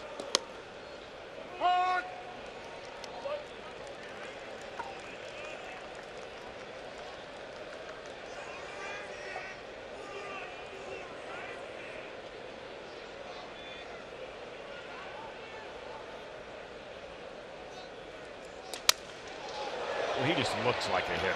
Broke his bat there. Yeah, he is. I mean, he got a hanging breaking ball in the inner part of the plate right there. That was just kind of spinning and not doing a whole lot, man. And he's looking at this bat that the bad boy brought out for him. Lorenzen's bat that he just broke is a dark brown or black colored bat. And the one the bad boy just brought him, that looks like a Scooter Gennett bat. I think Scooter Jeanette says show on it. I think that's a Sam bat. No, that's not even one of those. They got a lot of different bats that have been legalized by MLB.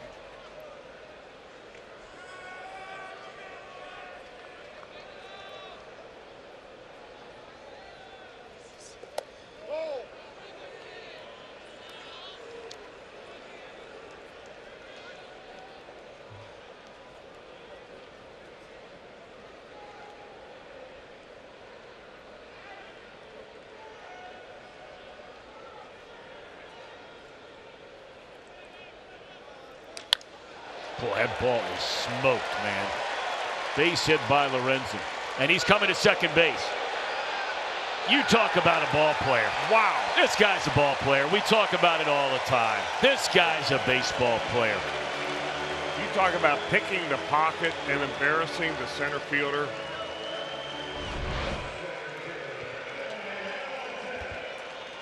I mean, a little on the end of the bat, but still hit it hard. And Bellinger's going to circle the ball up, and he's going to, flip it back into second base, no problem. And Lorenzen hits that first base bag and says, not on me or not.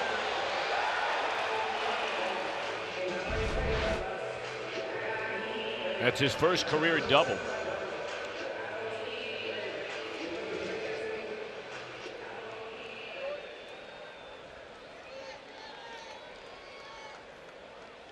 So he's done a real number on Bellinger in this fifth inning. He struck him out. You're right. And now he just runs right in his face to second base. Now Billy with 2 away, strike 1. I would still love for the Reds to entertain the idea of giving Lorenzen some at-bats and some playing time in the outfield. This is interesting, too, that I would think that Venditti would be pitching to Billy Hamilton, make him hit left-handed. Pitching right-handed to him, that is, instead of turning around and pitching left-handed, unless his right arm's getting tired. Can't imagine that.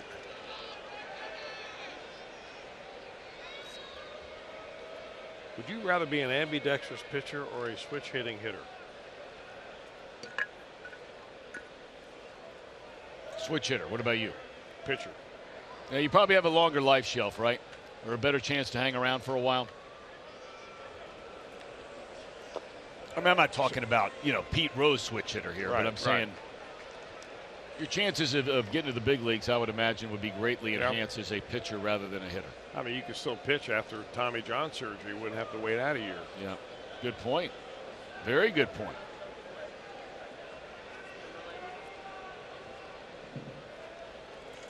One ball and 2 strikes. In and out of the mid of Grandal.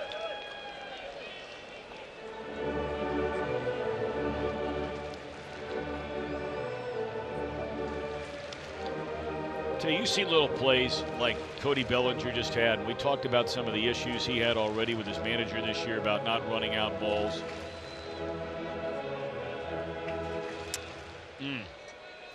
That is not a good habit for a player in his sophomore year. In any year, but well, I mean, it also a reflection of the team right here. You saw the play that Manny Machado made on an easy ground ball. I don't think anybody's getting there. Oh my goodness, what a play by Machado. Wow. What a play to save a run.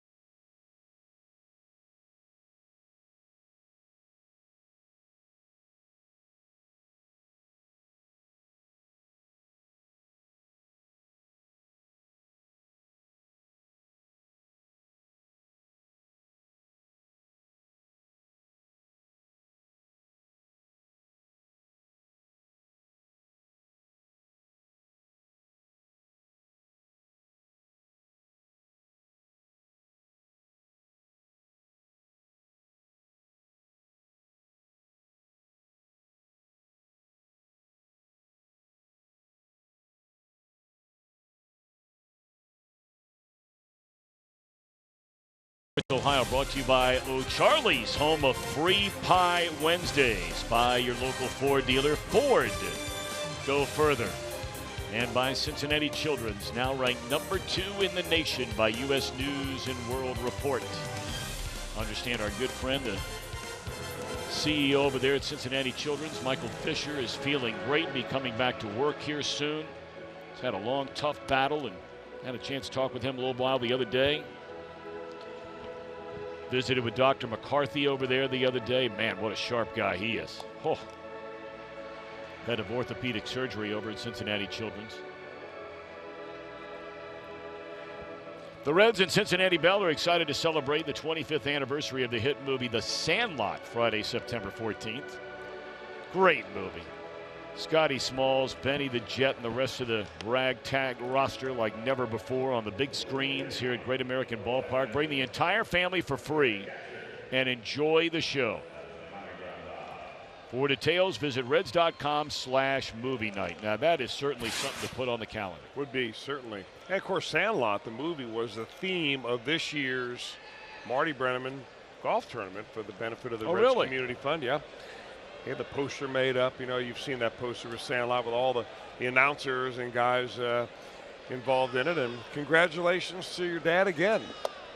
Winning his own tournament for, I don't know, maybe 8 of the last 10 years. No, don't get that carried away. And only won it by, I think, 8 or 9 strokes this year in a one-day tournament. Well, when you got guys on the PGA Tour, or former members of the PGA Tour, you're bringing in, you know, it's going to happen. Yeah. You know? And since you didn't field the dream team this year, he easily ran away. Well, you know, all you guys told me you needed a break. Yeah, you're right. I mean, I think we were tired of patting ourselves on the back and winning frequently. That's true. You know, but winning, you know, never gets old. If you don't believe that, just ask your dad. I mean, the one year we didn't win, I think we got pencil whipped. I believe that to be true. But I would never make that accusation against anybody. Swinging a foul ball out of play, Yasmani Grandal.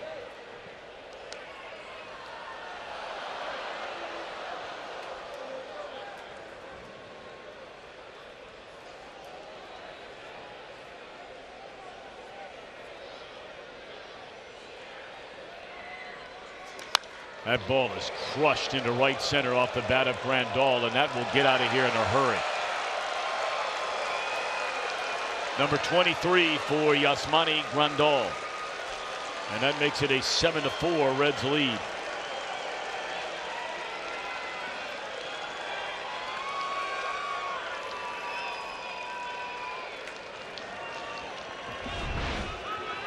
Well, the switch hitting Grandal, boy, does he ever get his legs into that swing right there. You can see by the immediate reaction of Michael Lorenzen. He knows it's out of here. Grandal knows it's out of here.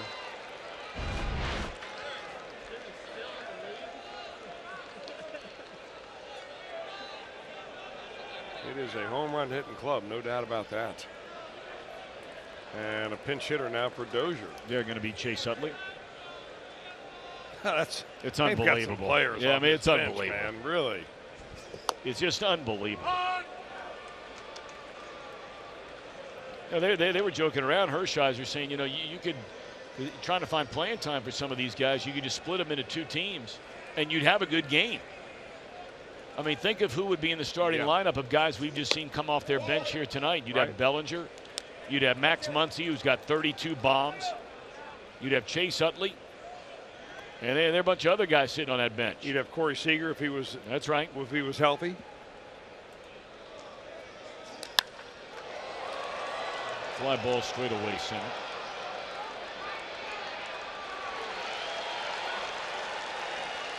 I would imagine Utley just stays in the game and plays second base.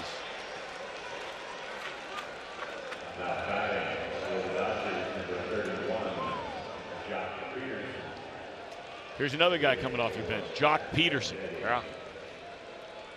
He was in a home run hitting contest here back in 2015. That's exactly right. He and Frazier went right down to the wire.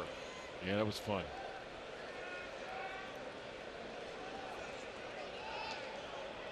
Seen a lot of playing time this year as Peterson. All 3 outfield positions.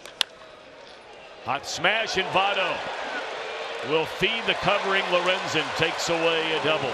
Beautifully done by Joey. Well, they had him playing the line down there because Peterson loves to pull the ball. I mean, that's really all he does. And he hits that ball very sharply right on the line. Nice play by Votto. Really nice play.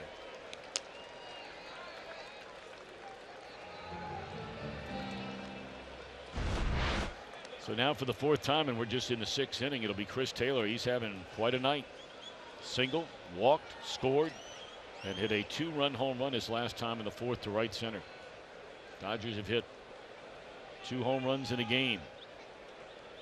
Taylor, and now here in the 6th by Grandal.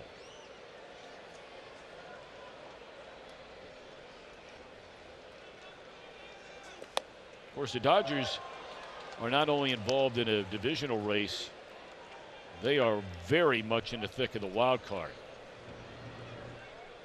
You see Taylor, Ryan Madsen now loosening up in their bullpen. Taylor waiting and a swing and a miss. 0-2. Here's another pickup they made this year coming over from the Washington Nationals. And of course, he was a pitcher who hit Joey Votto on the right knee with a 97-mile-per-hour fastball. That's what that is for strike 3. Oh, and by the way, Votto will bat against Madsen when we come back.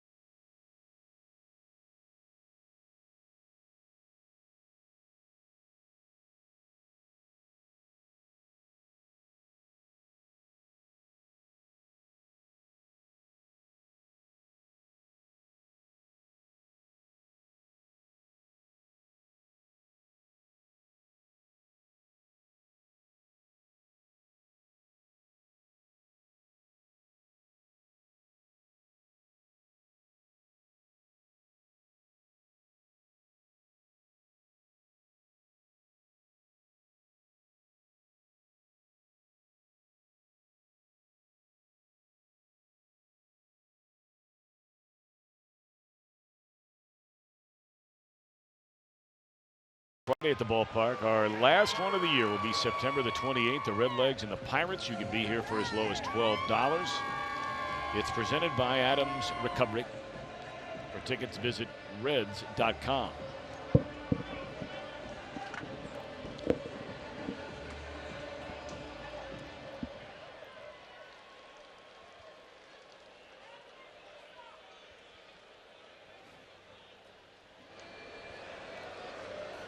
All right, so Ryan Madsen, he has just had a great major league career. And he has done pretty much everything you'd ever ask a pitcher to do. Back in his younger days in Philadelphia, he'd get some starts here and there. Long relief. He's been a closer. Except pitching as a closer for the Reds. That's the one year that they signed him to do so. Yep. When he hurt his elbow the very first day of spring training. The Reds had let Francisco Cordero go and brought in Madsen to be the guy. Remember now, this is going to be pretty interesting, I would think, as a single gets dumped in there by Peraza, that Joey Votto steps to the plate. You know what happened last time he faced Ryan Madsen? Madsen was in the uniform of a Washington National. And it was at the end of a ball game. There had been a couple of batters hit earlier in the ball game. And Matson came in and just immediately drilled Votto, and it turned out right above the knee. He stayed in the game. Actually, I think he played the next game. You know, consequently ended up going on the disabled list. And it was one of those little knee injuries that just took a long time for him to get back to normal. Votto was furious about it. We just started to show you his initial look up once he got off the ground. But he was none too pleased. And he starts him with a breaking ball.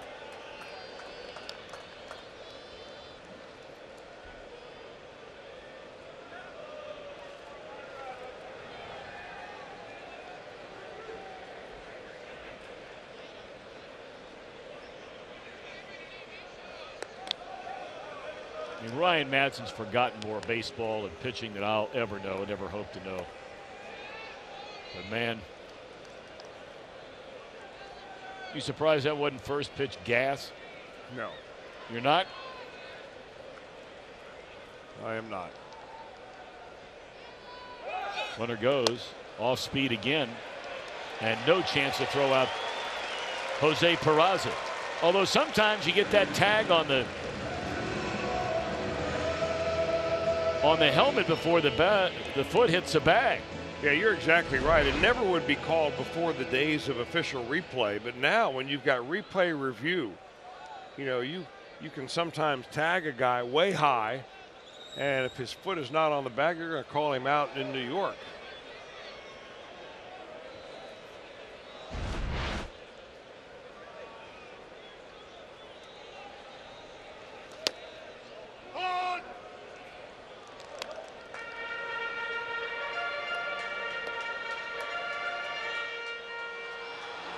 I imagine there's a lot going on in each of these guys' heads right now.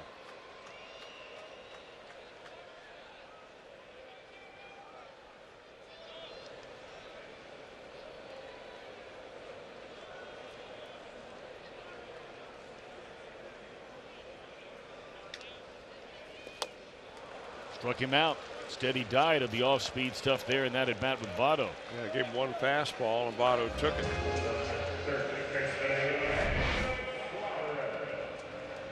Awfully good changeup there.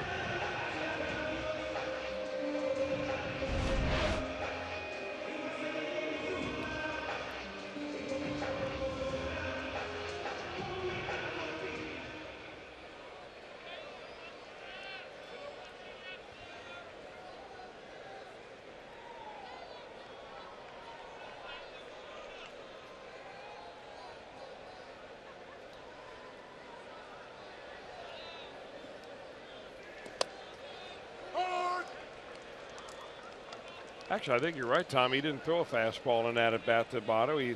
The one pitch that came in at 92, I presume that was a cutter, because this fastball is now more like about 96. Not bad for a 37-year-old. Not bad at all.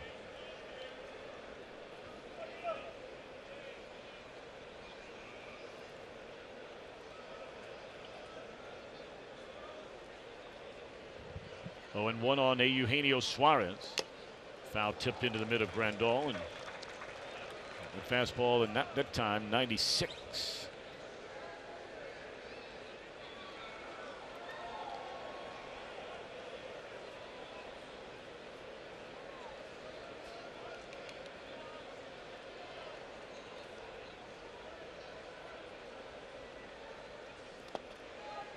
And that is ball one. 1-2 to Suarez.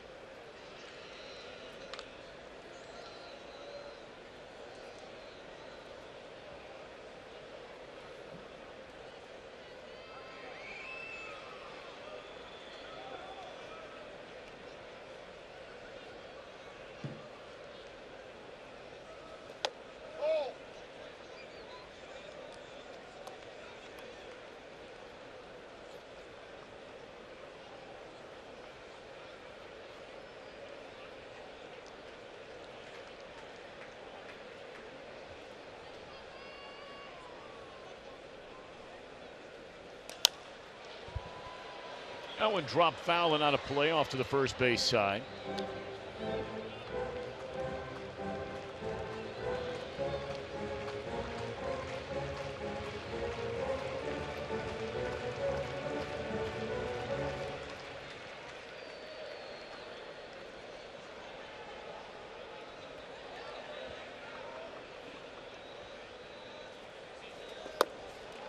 Throw down to third, and Peraza is safe there too. So Jose with a steal of second and a steal of third. Matson extremely slow to the plate. And now that's 22 steals on the year for Jose Peraza. I never really checked him, and there's no infielder trying to jockey him back either.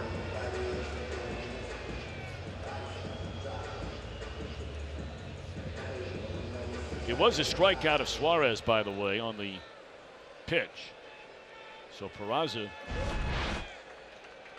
getting his yoga workout in there with that last stretch, keeping the foot on the bag. So the advantage of being a third, you know, you can score on a number of different ways that you cannot score from second, even with 2 outs. Matson does not throw very many wild pitches. On schedule, he throws one in the dirt. He's thrown 1 with the Dodgers and had 2 with the Nationals. Had 3, only 3, all of last year.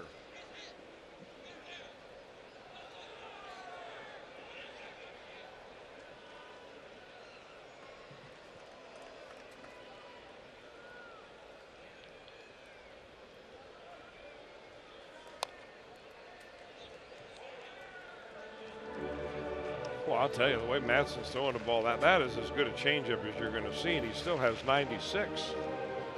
I mean, you just wonder how long this man's going to pitch. The numbers this year are not what they've been in the past. Look at that movement on that changeup.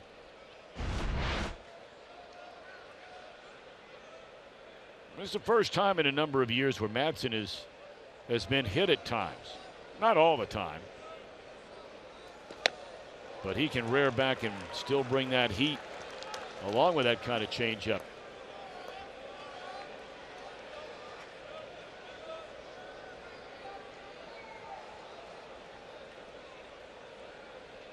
I mean, he's a nice piece to be able to bring in the 6th inning. No doubt about it. That way. You look at the alternative of what the Reds have to bring in their 6th innings. Lined into center field. It'll fall in a base hit. A 4-hit night for Scooter Gennett. He's driven in 3 runs, and we're only in the 6th inning. Boy, such a smooth swing. I mean, keeps his head perfectly still, stays behind the baseball. You know, the side swing on Gennett is interesting. Look where his foot goes, but look where his head is. It stays in exactly the same spot. Sometimes a hitter will stride with his front leg, and then as his foot goes down, his head moves forward. And that's when you really have some complications. Boy, swinging a magic wand right now.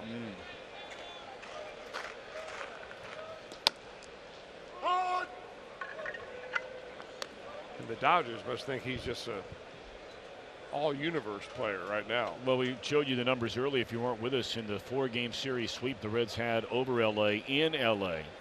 He was 10 of 14 in the 4-game series. And now tonight his 10th career 4-hit game. The Dodgers are the kind of team that would trade for him just so that they wouldn't have to play against them. Well, they would have the cash to pull that stunt off. Yeah. It's his 4th 4-hit game this year, you just saw.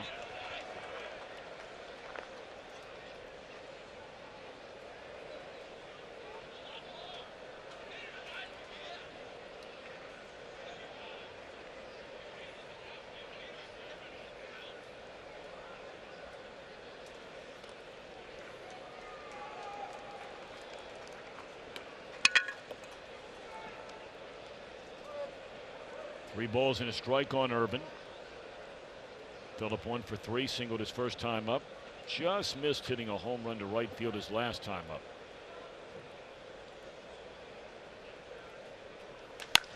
And this ball is shot out of a cannon on its way to the wall.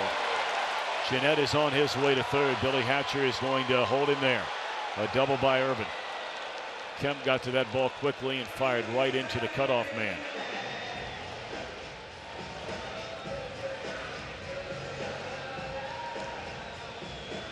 The Reds are hitting Matson hard. Yeah, they are. They've got their hitting shoes on here tonight. Look at Phillip Urban taking that pitch the other way. What a good looking swing. So you pitch him up in the zone and you're asking for danger.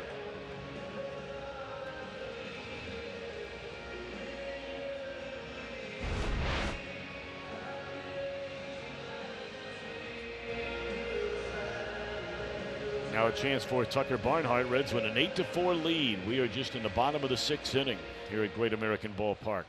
Opener a 3-play game, another night game tomorrow, and then an afternoon tilt 12:35 to wrap it up on Wednesday.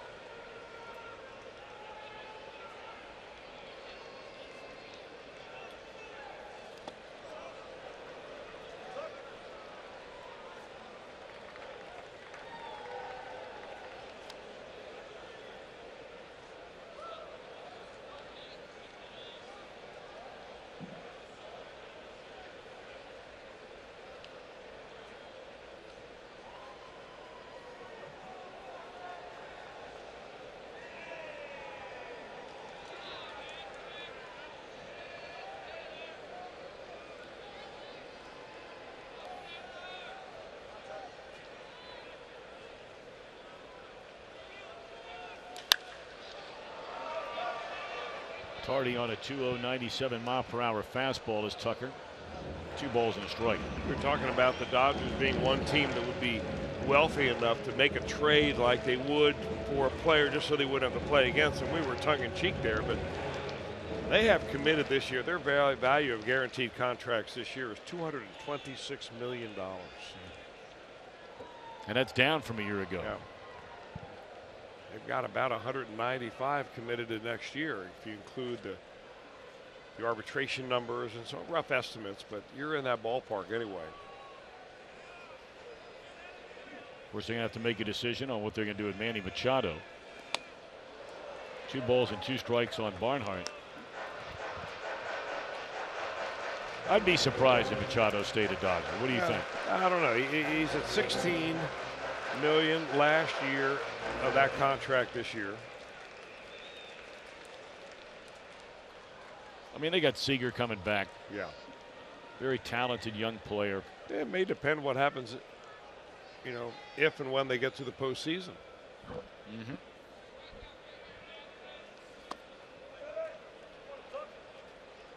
You know, let us not forget, with all the money the Dodgers have spent, now they're getting to the playoffs just about every year here in the last number of years. This franchise has still not won a World Series since the series when Kirk Gibson hit the home run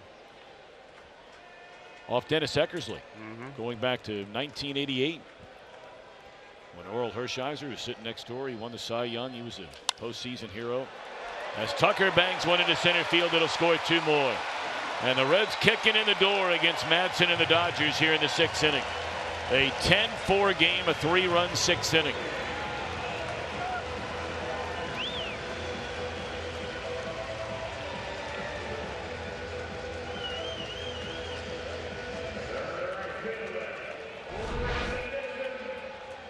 Things going right just beyond the gloves of a number of Dodger fielders have Reds base hits gone. Almost between the legs of Madsen, just beyond the diving Machado.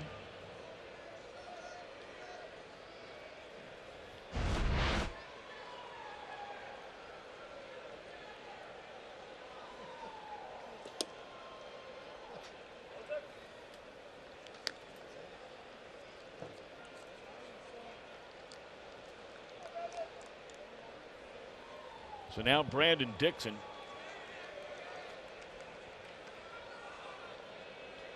Josh Fields getting warm now in the Dodger bullpen.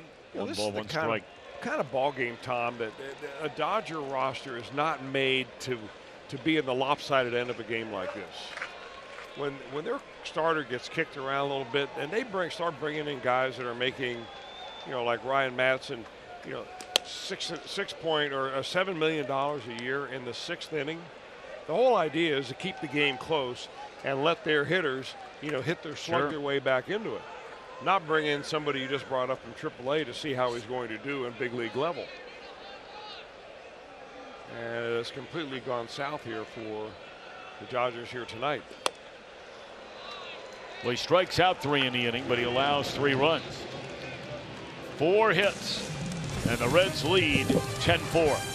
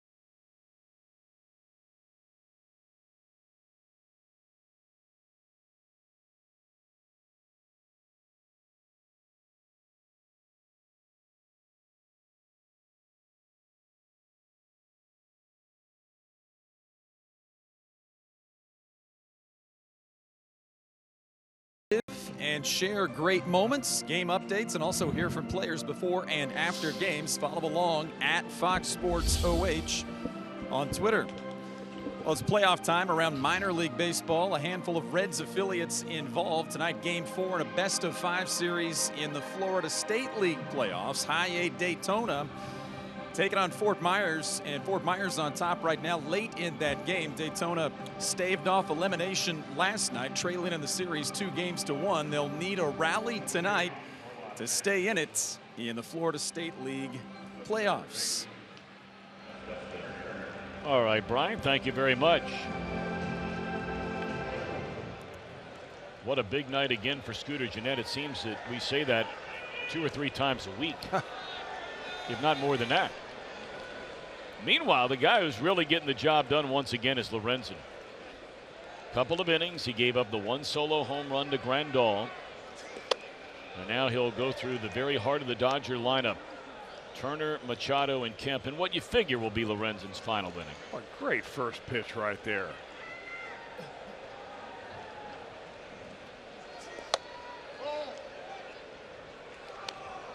I mean, you're not really going to intimidate big league hitters. It's just too hard to do. But you're never going to buy the outside part of home plate unless you come inside occasionally. And he's running the count 3-0.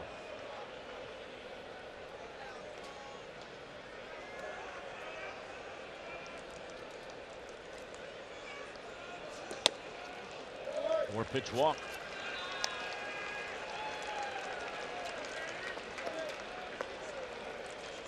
First walk given up by Lorenzen. Wandy Peralta is loosening in the Reds bullpen. Last leadoff walk the Reds gave up, came around to score. That was in the 3rd off Cody Reed.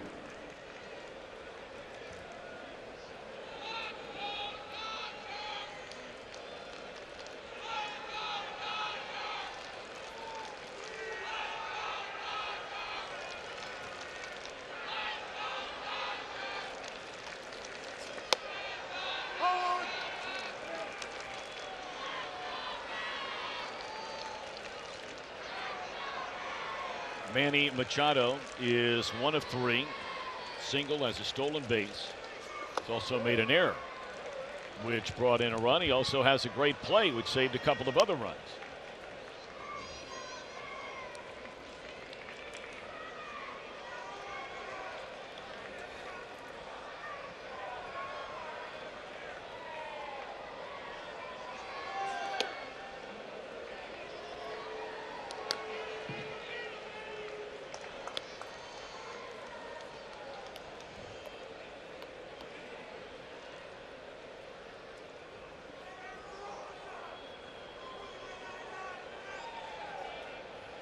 Renton falling behind Machado with 2 balls and a strike, and now 3-1, and you have a 6-run lead. Yeah, making Jim Riggleman a little bit nervous. Danny Darwin saying if he loses him, I'll go out there.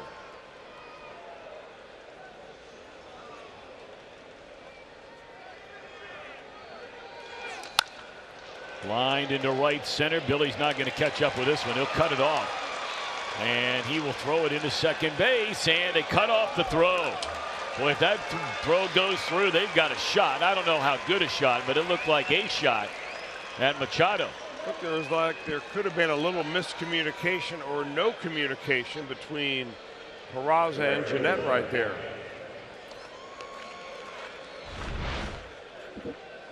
Billy gets to it and cuts it off, and somehow is able to deliver a one-hop or just a direct throw right to the cutoff man. That would have been one hopper there to Peraza. Don't know if they would have got him or not.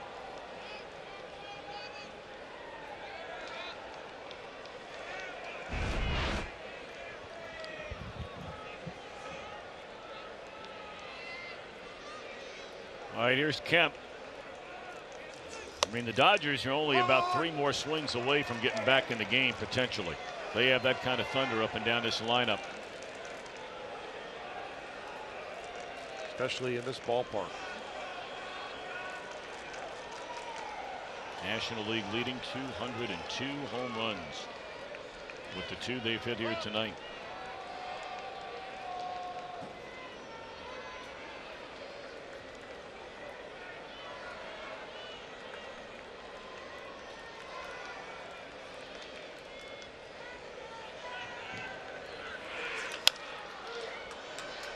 Peraza will cut it loose.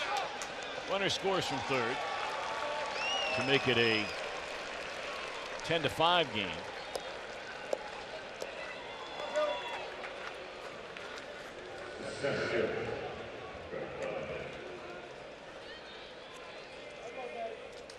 So as Chris mentioned a moment ago, it's the second time a leadoff walk has come in to score for the Dodgers, and it looks like the night is over for Lorenzen.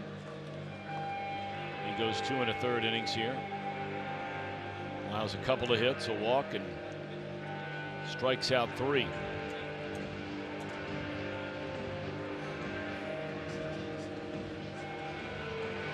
One walk, I beg your pardon. Strikes out 3. So Wandy Peralta will come on. We'll be back in a minute.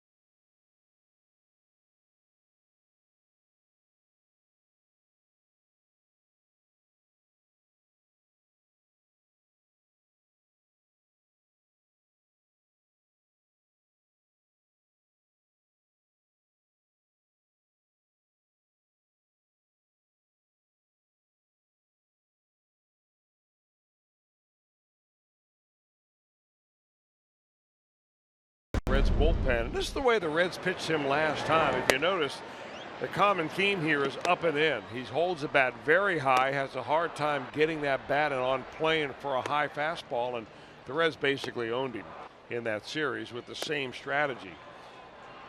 Sometimes it could be a little different with a left-handed pitcher on the mound. Sometimes those left-handed hitters become better high ball pitchers for some reason, but I imagine that's where his weakness is. They're going to try to stay in there on him. Well, they started with a breaking ball for a strike. Plenty of rest for Wandy. He's not been in since September the 5th. That's when the Reds were in Pittsburgh.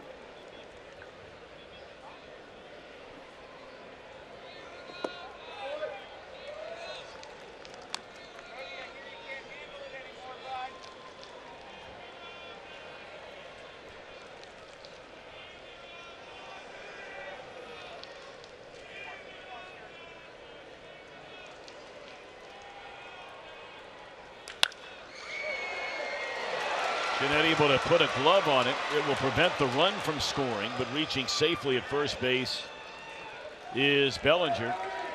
Now that fastball was down in the zone. It was 96 miles per hour, but not up in the zone. Yeah, you know, the guy can hit the ball down in the zone. I mean, his whole stance is basically set up so that he drops the bat head.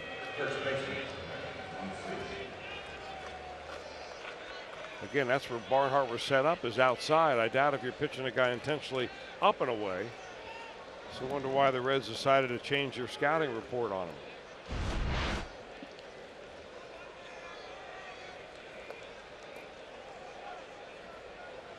I mean, you go that lefty-lefty thing, and you certainly understand what Jim Riggleman was doing there, but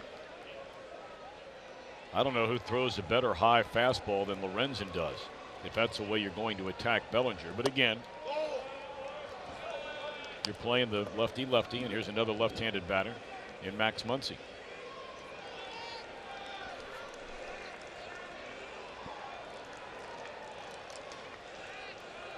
(10-5) ball game. Runners on the corners, one out. We're in the 7th inning. Straight up in the air. It looks like Suarez has some room. Nope, not that much. Yeah, this is one area where the Reds can be exposed in their bullpen. Now, they do have another left-hander with Amir Garrett coming off the disabled list today. But not a lot of arms down there, especially when they can be countered by, you know, so many left-handers off this Dodgers bench. They can basically field a team of left-handers or a team of right-handers, and all of them legitimate major leaguers. Some of them all-stars. So they've already gone left-handed mode here tonight. They've substituted in 3 left-handed batters. And Muncy, Bellinger, and Chase Utley. And for that matter, Jock Peterson, though he did not stay in the game. 1 ball and 2 strikes on Muncy. Served into left field, a hit. That'll bring in another run. Peralta comes in to face 2 left-handed batters and gives up 2 hits.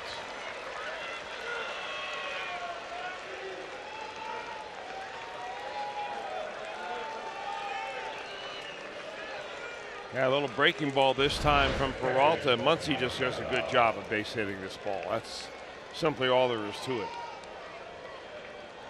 Maybe call a little bit too much to the plate, maybe even a little bit too high, but that's a kind of a defensive swing there, but he's taking what the pitcher gives him.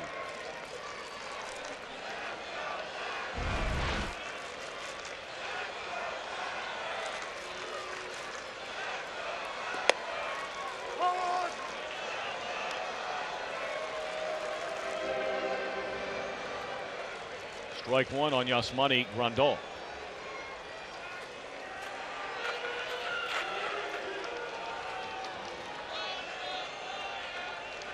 (10-6) game now.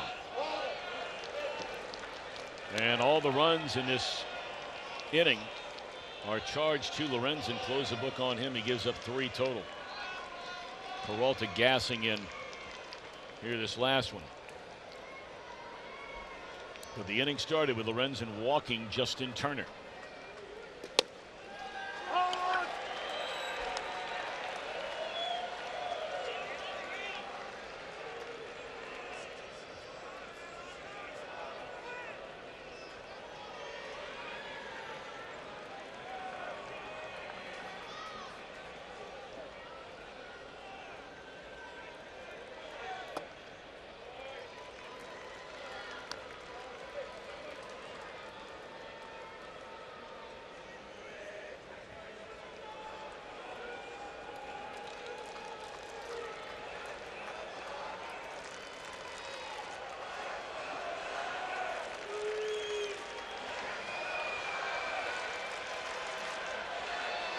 balls and 2 strikes, and now time is called. Oh, and by the way, one of those players off the bench the Dodgers have available tonight, there's one name we left out from earlier. Yasiel Puig.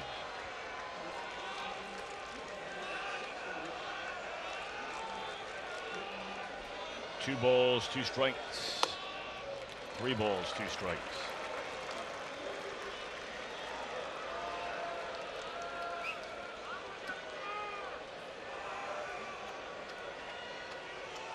Still only 1 out in the inning.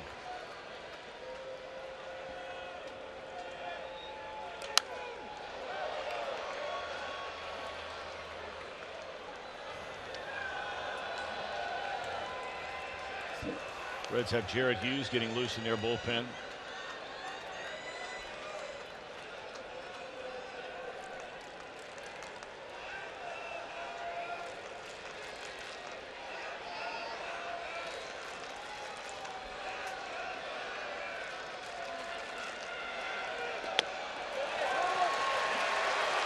And that's ball 4 to load the bases.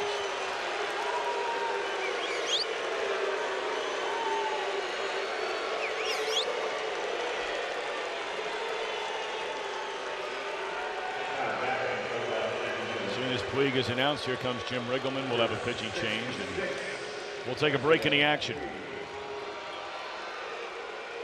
10-6 game. We're in the top of the 7th inning at Great American Ballpark. Peralta faces 3, gives up 2 hits and a walk. Back in a minute.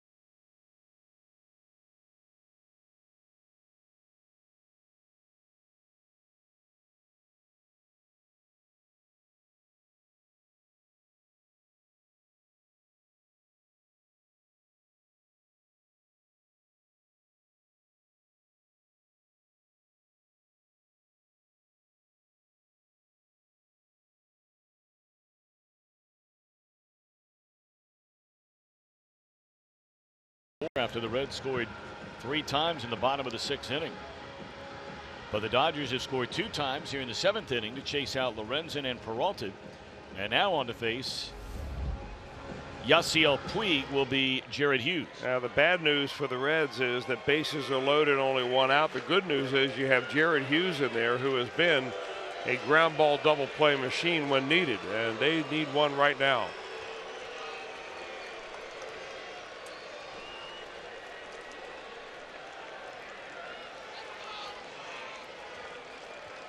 Boy, look at the numbers here for Puig and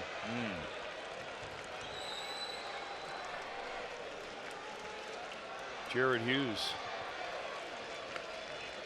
Puig 16 home runs on the year, 49 runs batted in, and a .261 batter.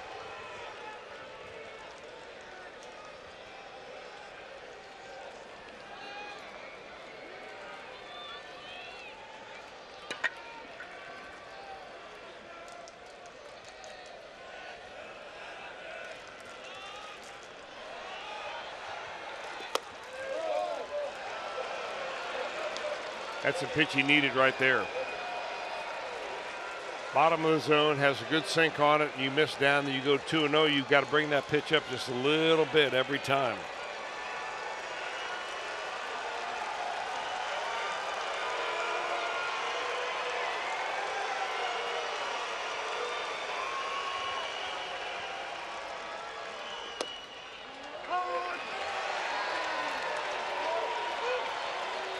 StatCast AI powered by AWS.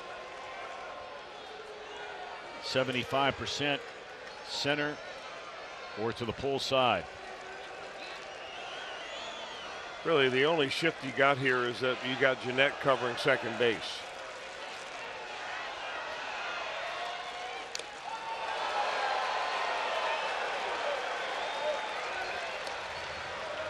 I think Puig would like to have that one back again. That was elevated a little more than we normally see from Jared Hughes.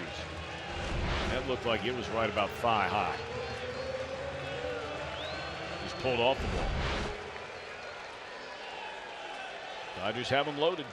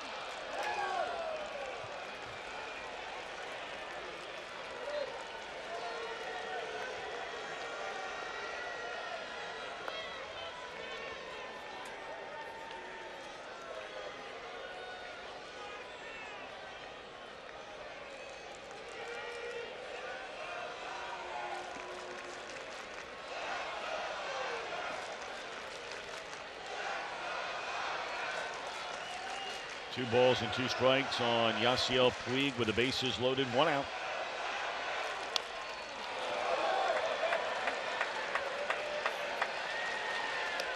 Did he just lick the barrel of that bat? I think he did. We've seen that before from Mr. Puig.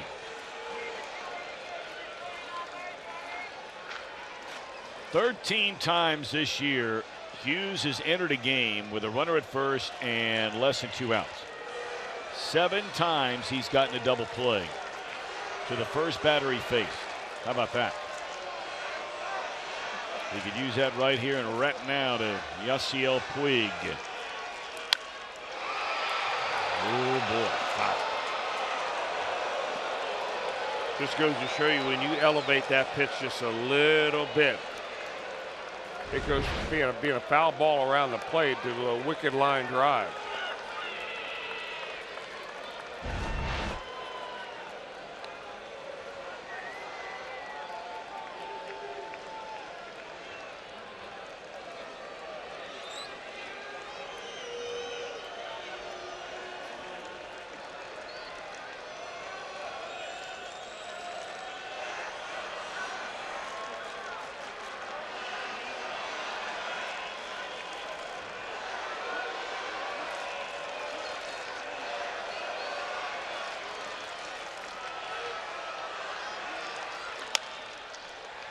Another foul ball.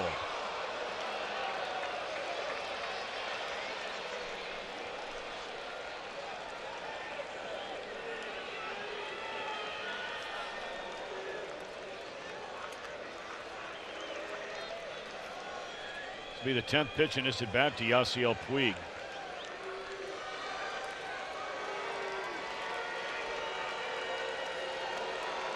Nice hitting himself all over the different spots.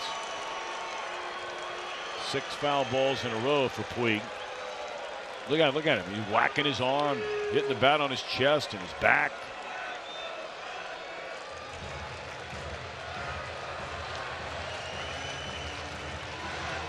Left physique he has, he might chip the bat.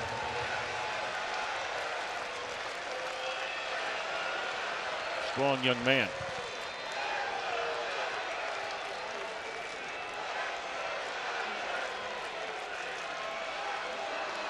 So here is that 10th pitch. And that's a 7th straight foul ball from Puig.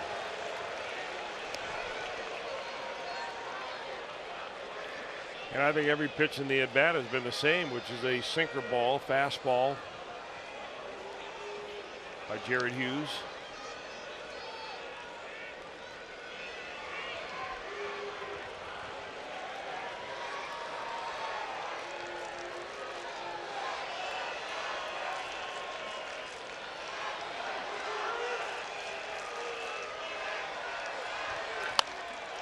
Line drive and a double play. Again by Hughes, the 8th time he's done it. In 14 similar situations. This one, though, not the conventional way. An 11-pitch battle and a line drive double play.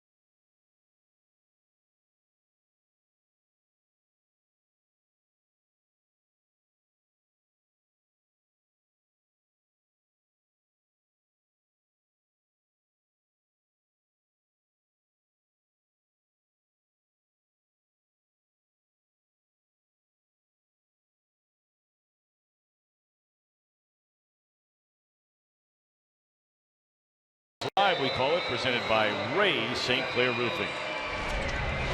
Tomorrow night, left-hander Mr. Ryu will take the mound. He's having a good year. He's healthy again. Remember, he was hurt early in the year when the Reds were out there.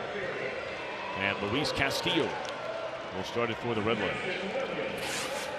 A lot of changes here for the Dodgers.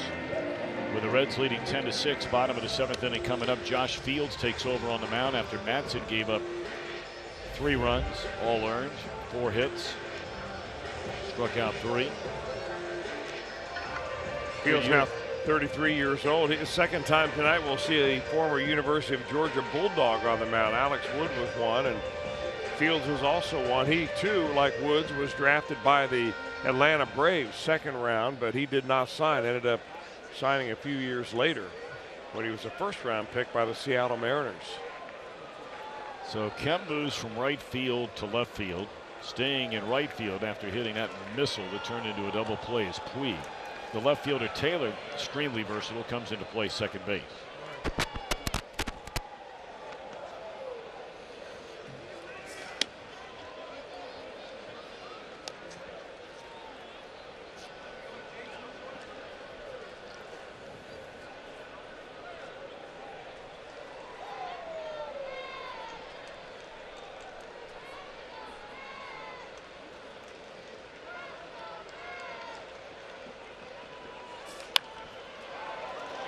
Brought it with him. Boy, I love that play. And Mason Williams in his first at bat able to put one down and get a base hit to begin the inning.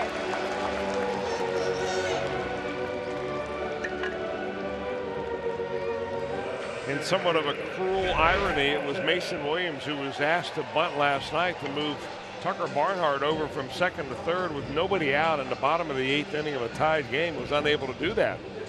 But he's able to get a base hit bunt right here in the 7th inning to get it going for the Reds.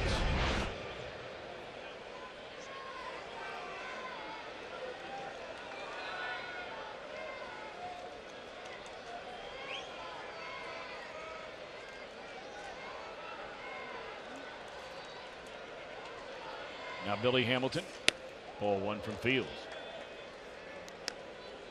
This is one of those pitchers that Fields likes to run the ball upstairs in the zone, has good four-seamer, and that's the pitch that Hamilton simply has to lay off.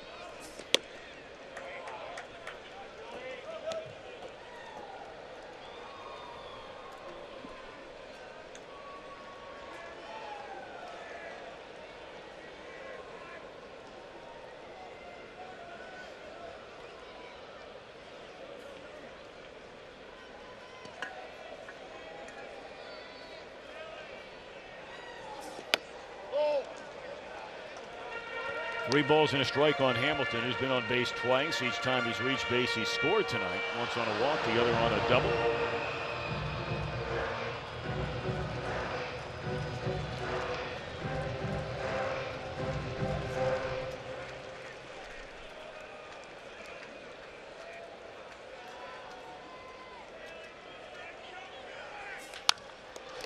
And a line drive double play on the other side. It's the way the Dodgers' top of the 7th inning came to an end.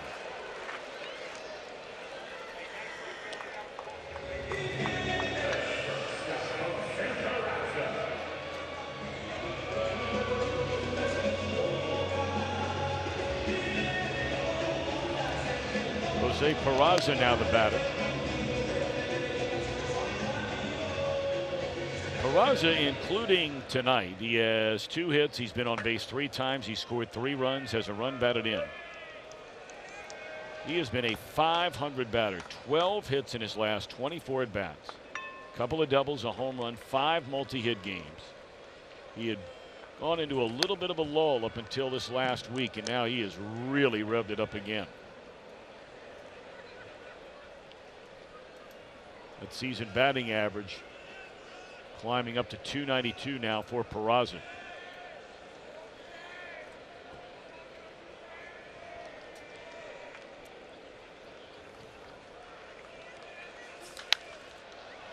Straight up into the air. The shortstop Machado in foul territory with a catch. And that will end the inning. We're off to the Dodger 8. Reds lead by 4.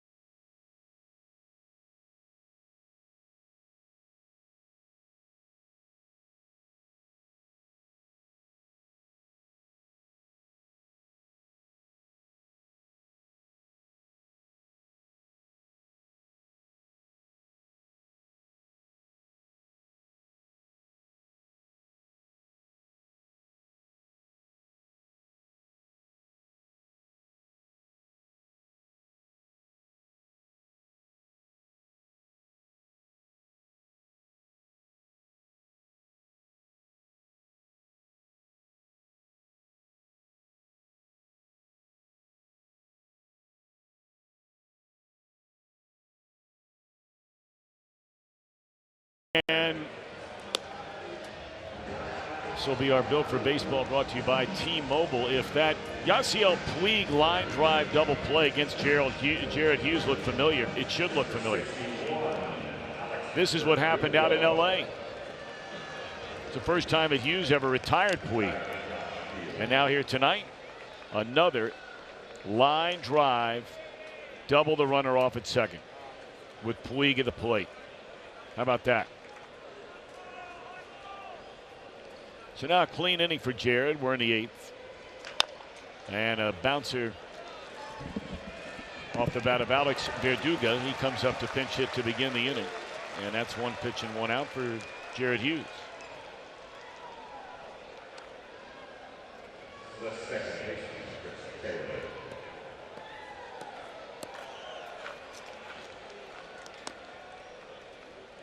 He retires a pinch hitter on 1 pitch. Of course, it took him 11 to get that double play off the bat of Puig.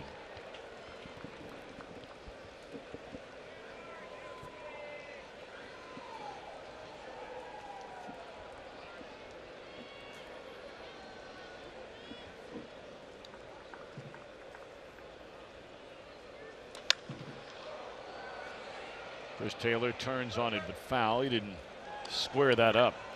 But Taylor's had a good night. Hit a 2-run home run to right center back in the 4th inning. He's also walked and scored and has a single. 2 for 3.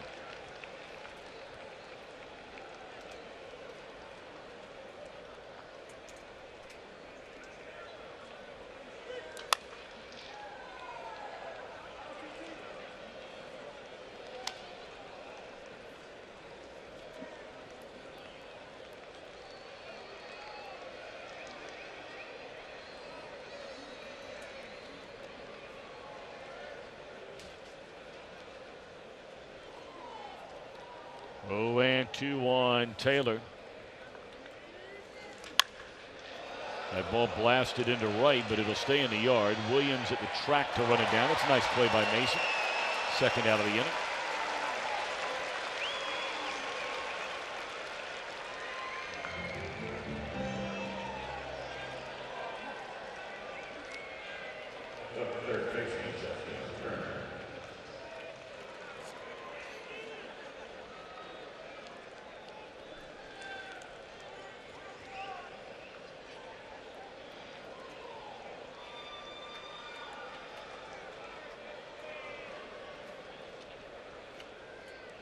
So here's Justin Turner.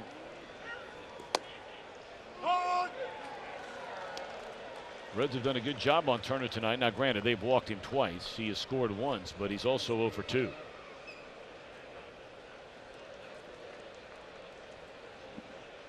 Came in so red hot.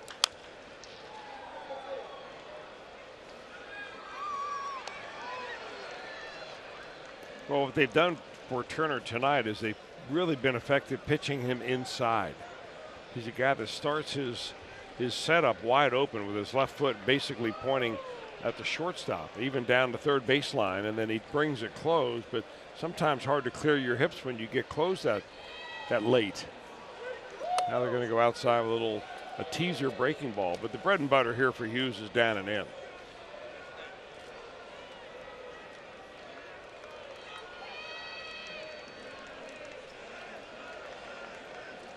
1 ball, 2 strikes on Turner. And a liner. Diving play made by Scooter Gennett. Got a great jump on it. What a night for Gennett.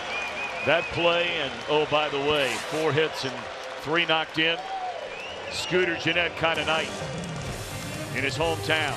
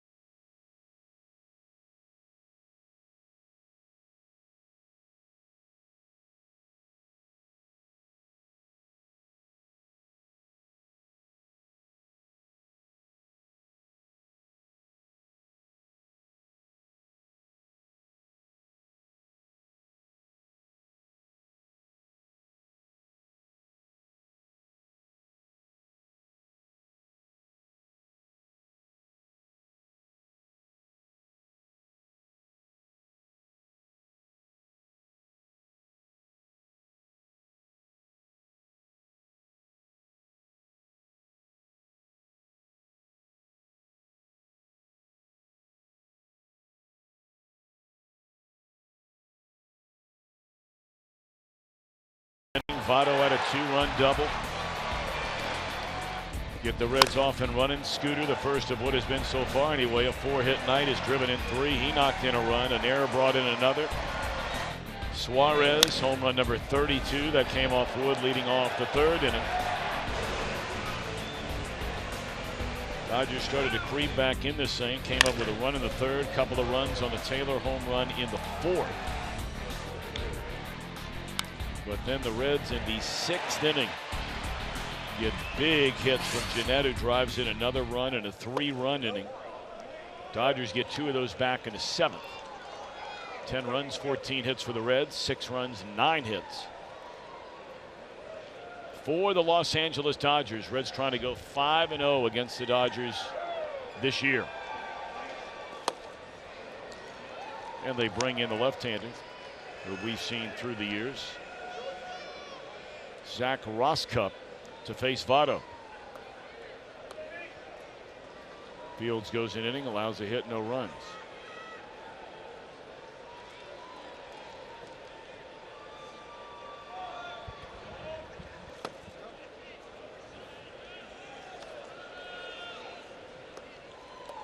Joey had a 2-run double that we just showed you a moment ago in the 1st inning. He has struck out each of the next 3 trips to the plate. Twice looking, once swinging.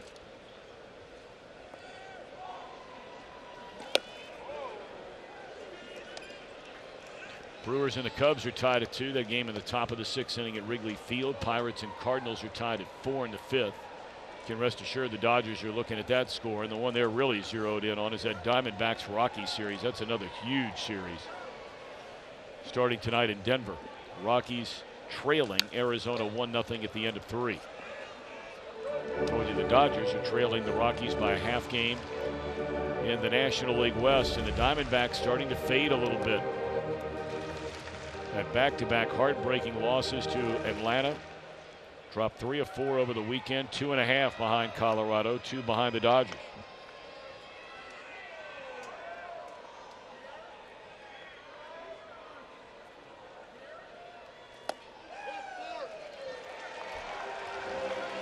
Well, with the time change between here, or the time difference between here and Colorado, you had to figure that both of those teams, the Diamondbacks and the Rockies, separately were both rooting for the Reds in their respective clubhouses. Oh, yeah, I don't think there's any doubt about that.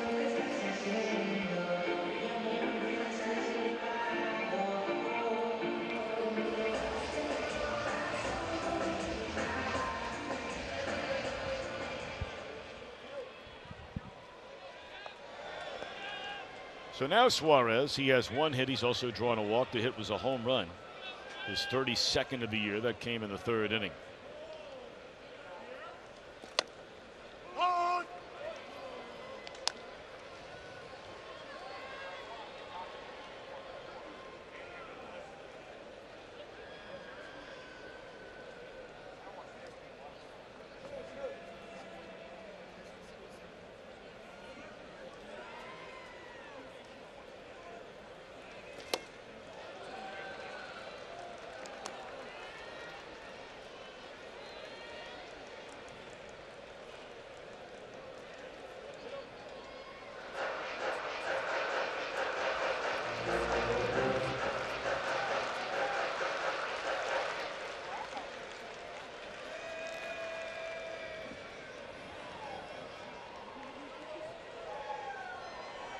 Over 2 to Suarez, and a fastball is up high.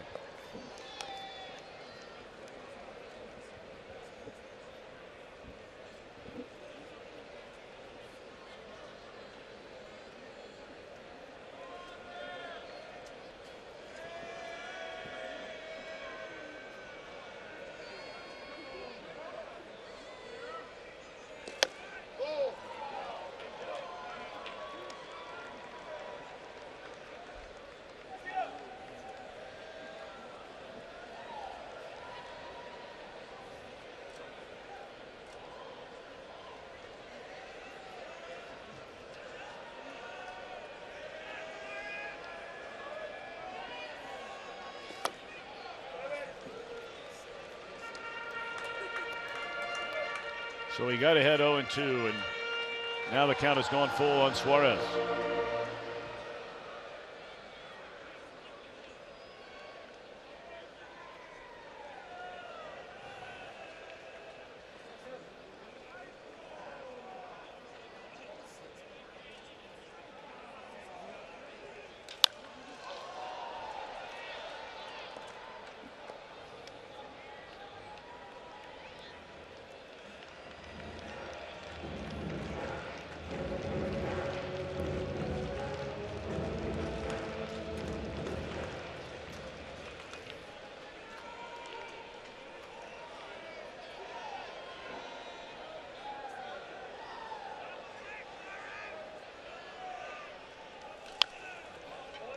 Still 3-2 on Suarez.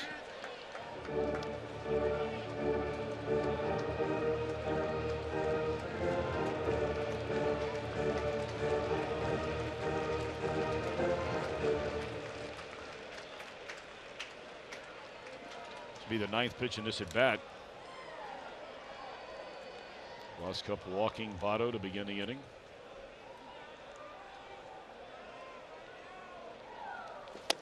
And strikes out Suarez. 1 out. He had chased ball 4 right there, a little slider down and in.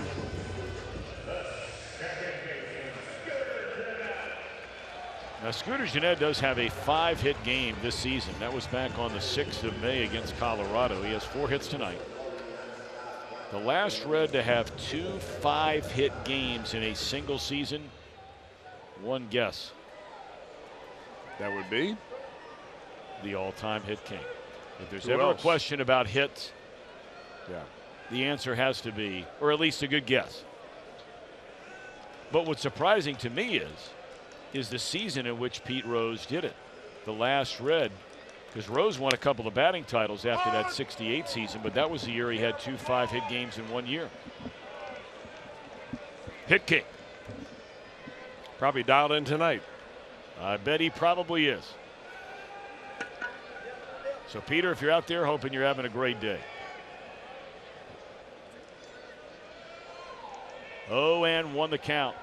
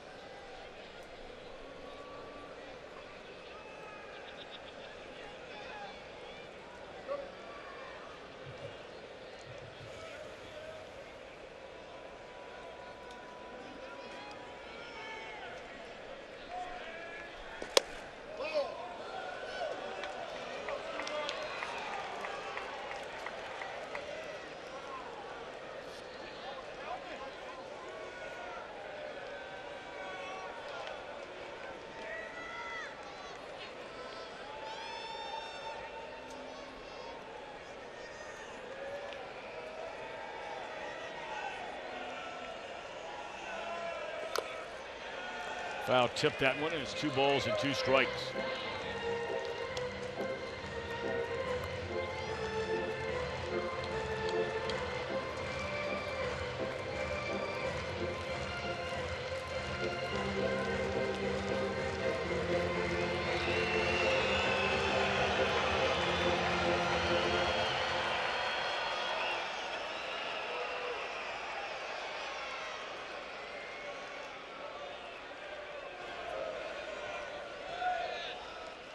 Struck him out on a fastball. Back-to-back strikeouts after a leadoff walk.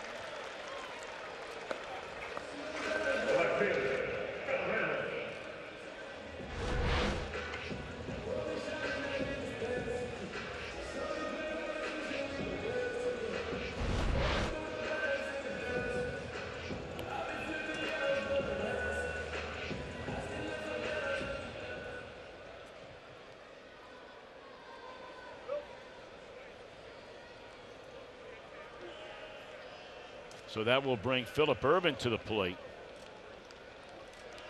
And a first pitch fastball is there for a strike. Ervin 2 hits tonight.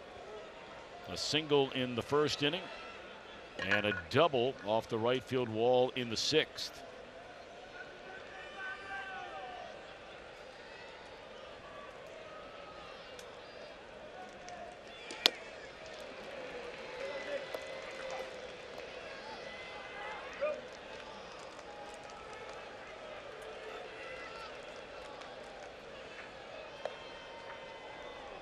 That Diamondbacks Rockies game, that's a rare 1-0 game in the 5th inning tonight in Denver. Brewers and Cubs still tied at 2 with Milwaukee batting in the 6th. And he did not go around on the appeal to first base. All that weather they're talking about in the tropical storm / hurricane building up in the eastern seaboard. Philadelphia rained out tonight, also rained out in New York, the Mets and the Marlins. And later tonight in the National League, Atlanta will play in San Francisco. 1 ball and 2 strikes. Struck him out after a leadoff walk. He strikes out the next 3 to Ross Cut. Dodgers will bat in the 9th. Reds trying to tie a ribbon on this 10-6 lead.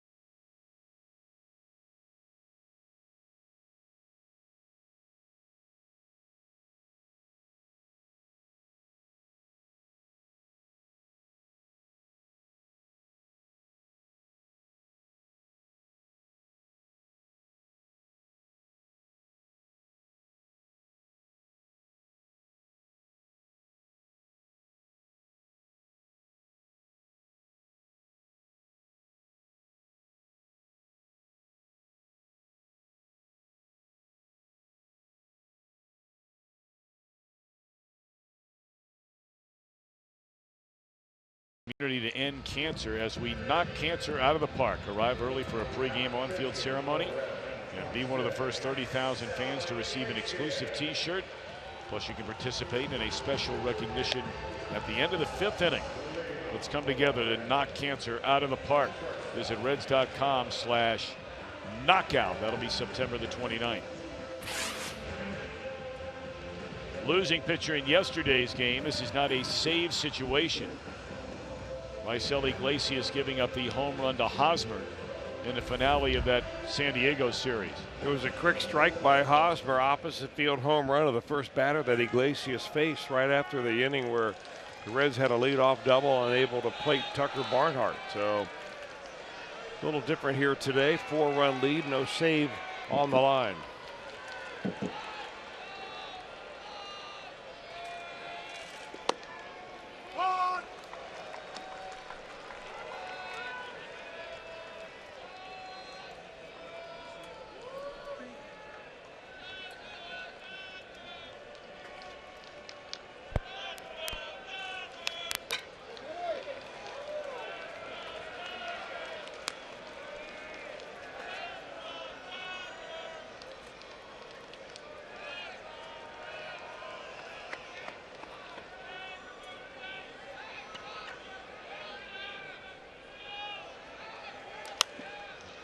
Popped up, short right field, and Mason coming in to get it. And Machado retired for out number 1. Follow each and every game right here on Fox Sports Ohio. Then we invite you to stick around for Reds Live, brought to you by Performance Kings Honda. And that will be coming up right at the conclusion of this one.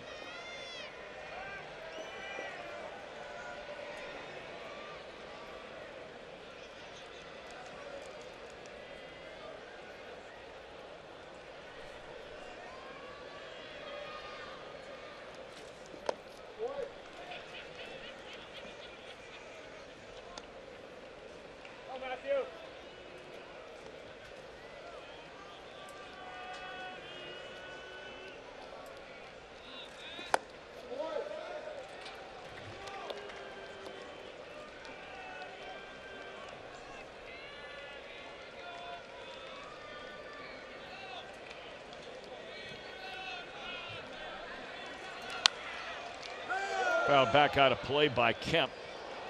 And Iglesias now with a count of 2 balls and a strike on Matt Kemp.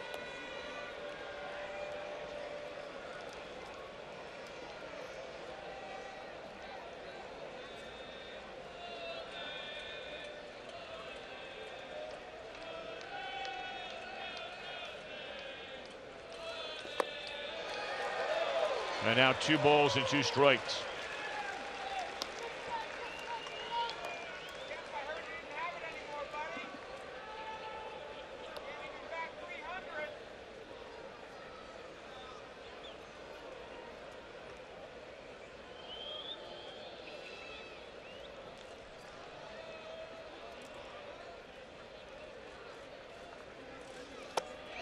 And that's all for Kemp, and the Dodgers are down to their final out of the night.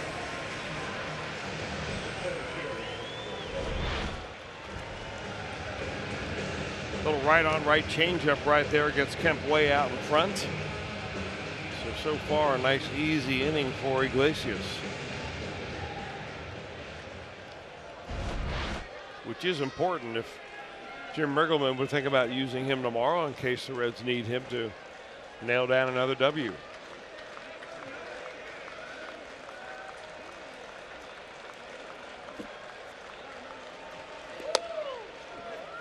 Hard to believe the Reds a chance to go to 5-0. It's just shocking. They did catch the Dodgers on their heels and all the injuries out there in Los Angeles in May, but you still go to Dodger Stadium and you win 4 in a row. I don't care who it is or what kind of Dodger team they have. That is rare indeed. A win today and the Reds clinch a winning record against the National League West for the first time since 2013, and only the 9th time in 25 years since the Reds went in 1994 when they realigned and went from 2 divisions to 3 divisions. The advent of the wild card, that was in 1994, and the Reds have by and large been completely dominated by National League Western Division teams. And Iglesias thought he had a strike on Bellinger. Boy, and Iglesias really shows his emotions on the mound. That's one thing that, I think we all love seeing players be emotional instead of being like robots. They are people, they're not robots. But Iglesias, there have been times this year where he's let it go to a level that's probably not doing him a lot of good, and his manager's going to come out and talk to him. Probably about that exact thing.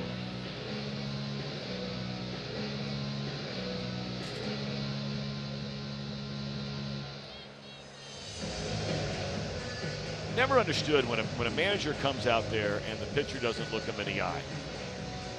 I don't know why that's something that's always bothered me.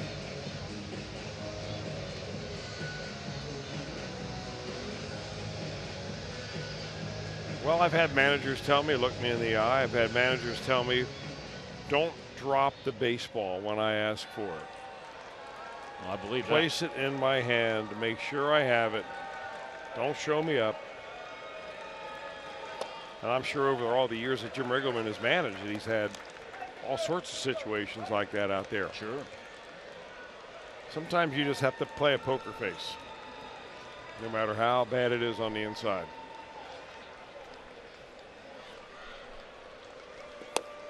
Runner takes off for second base, and it's into center field.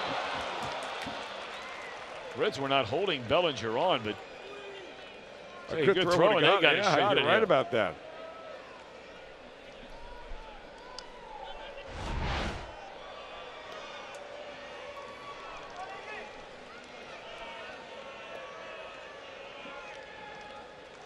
He doesn't look like he's all too familiar with that head-first slide either. 2-0 on Muncy.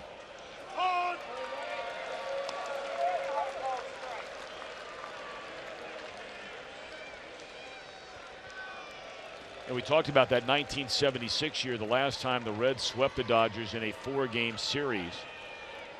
That's also the last time during the course of a single season where the Reds had a 5-game winning streak against Los Angeles. They get this final out here tonight, and it will be right there.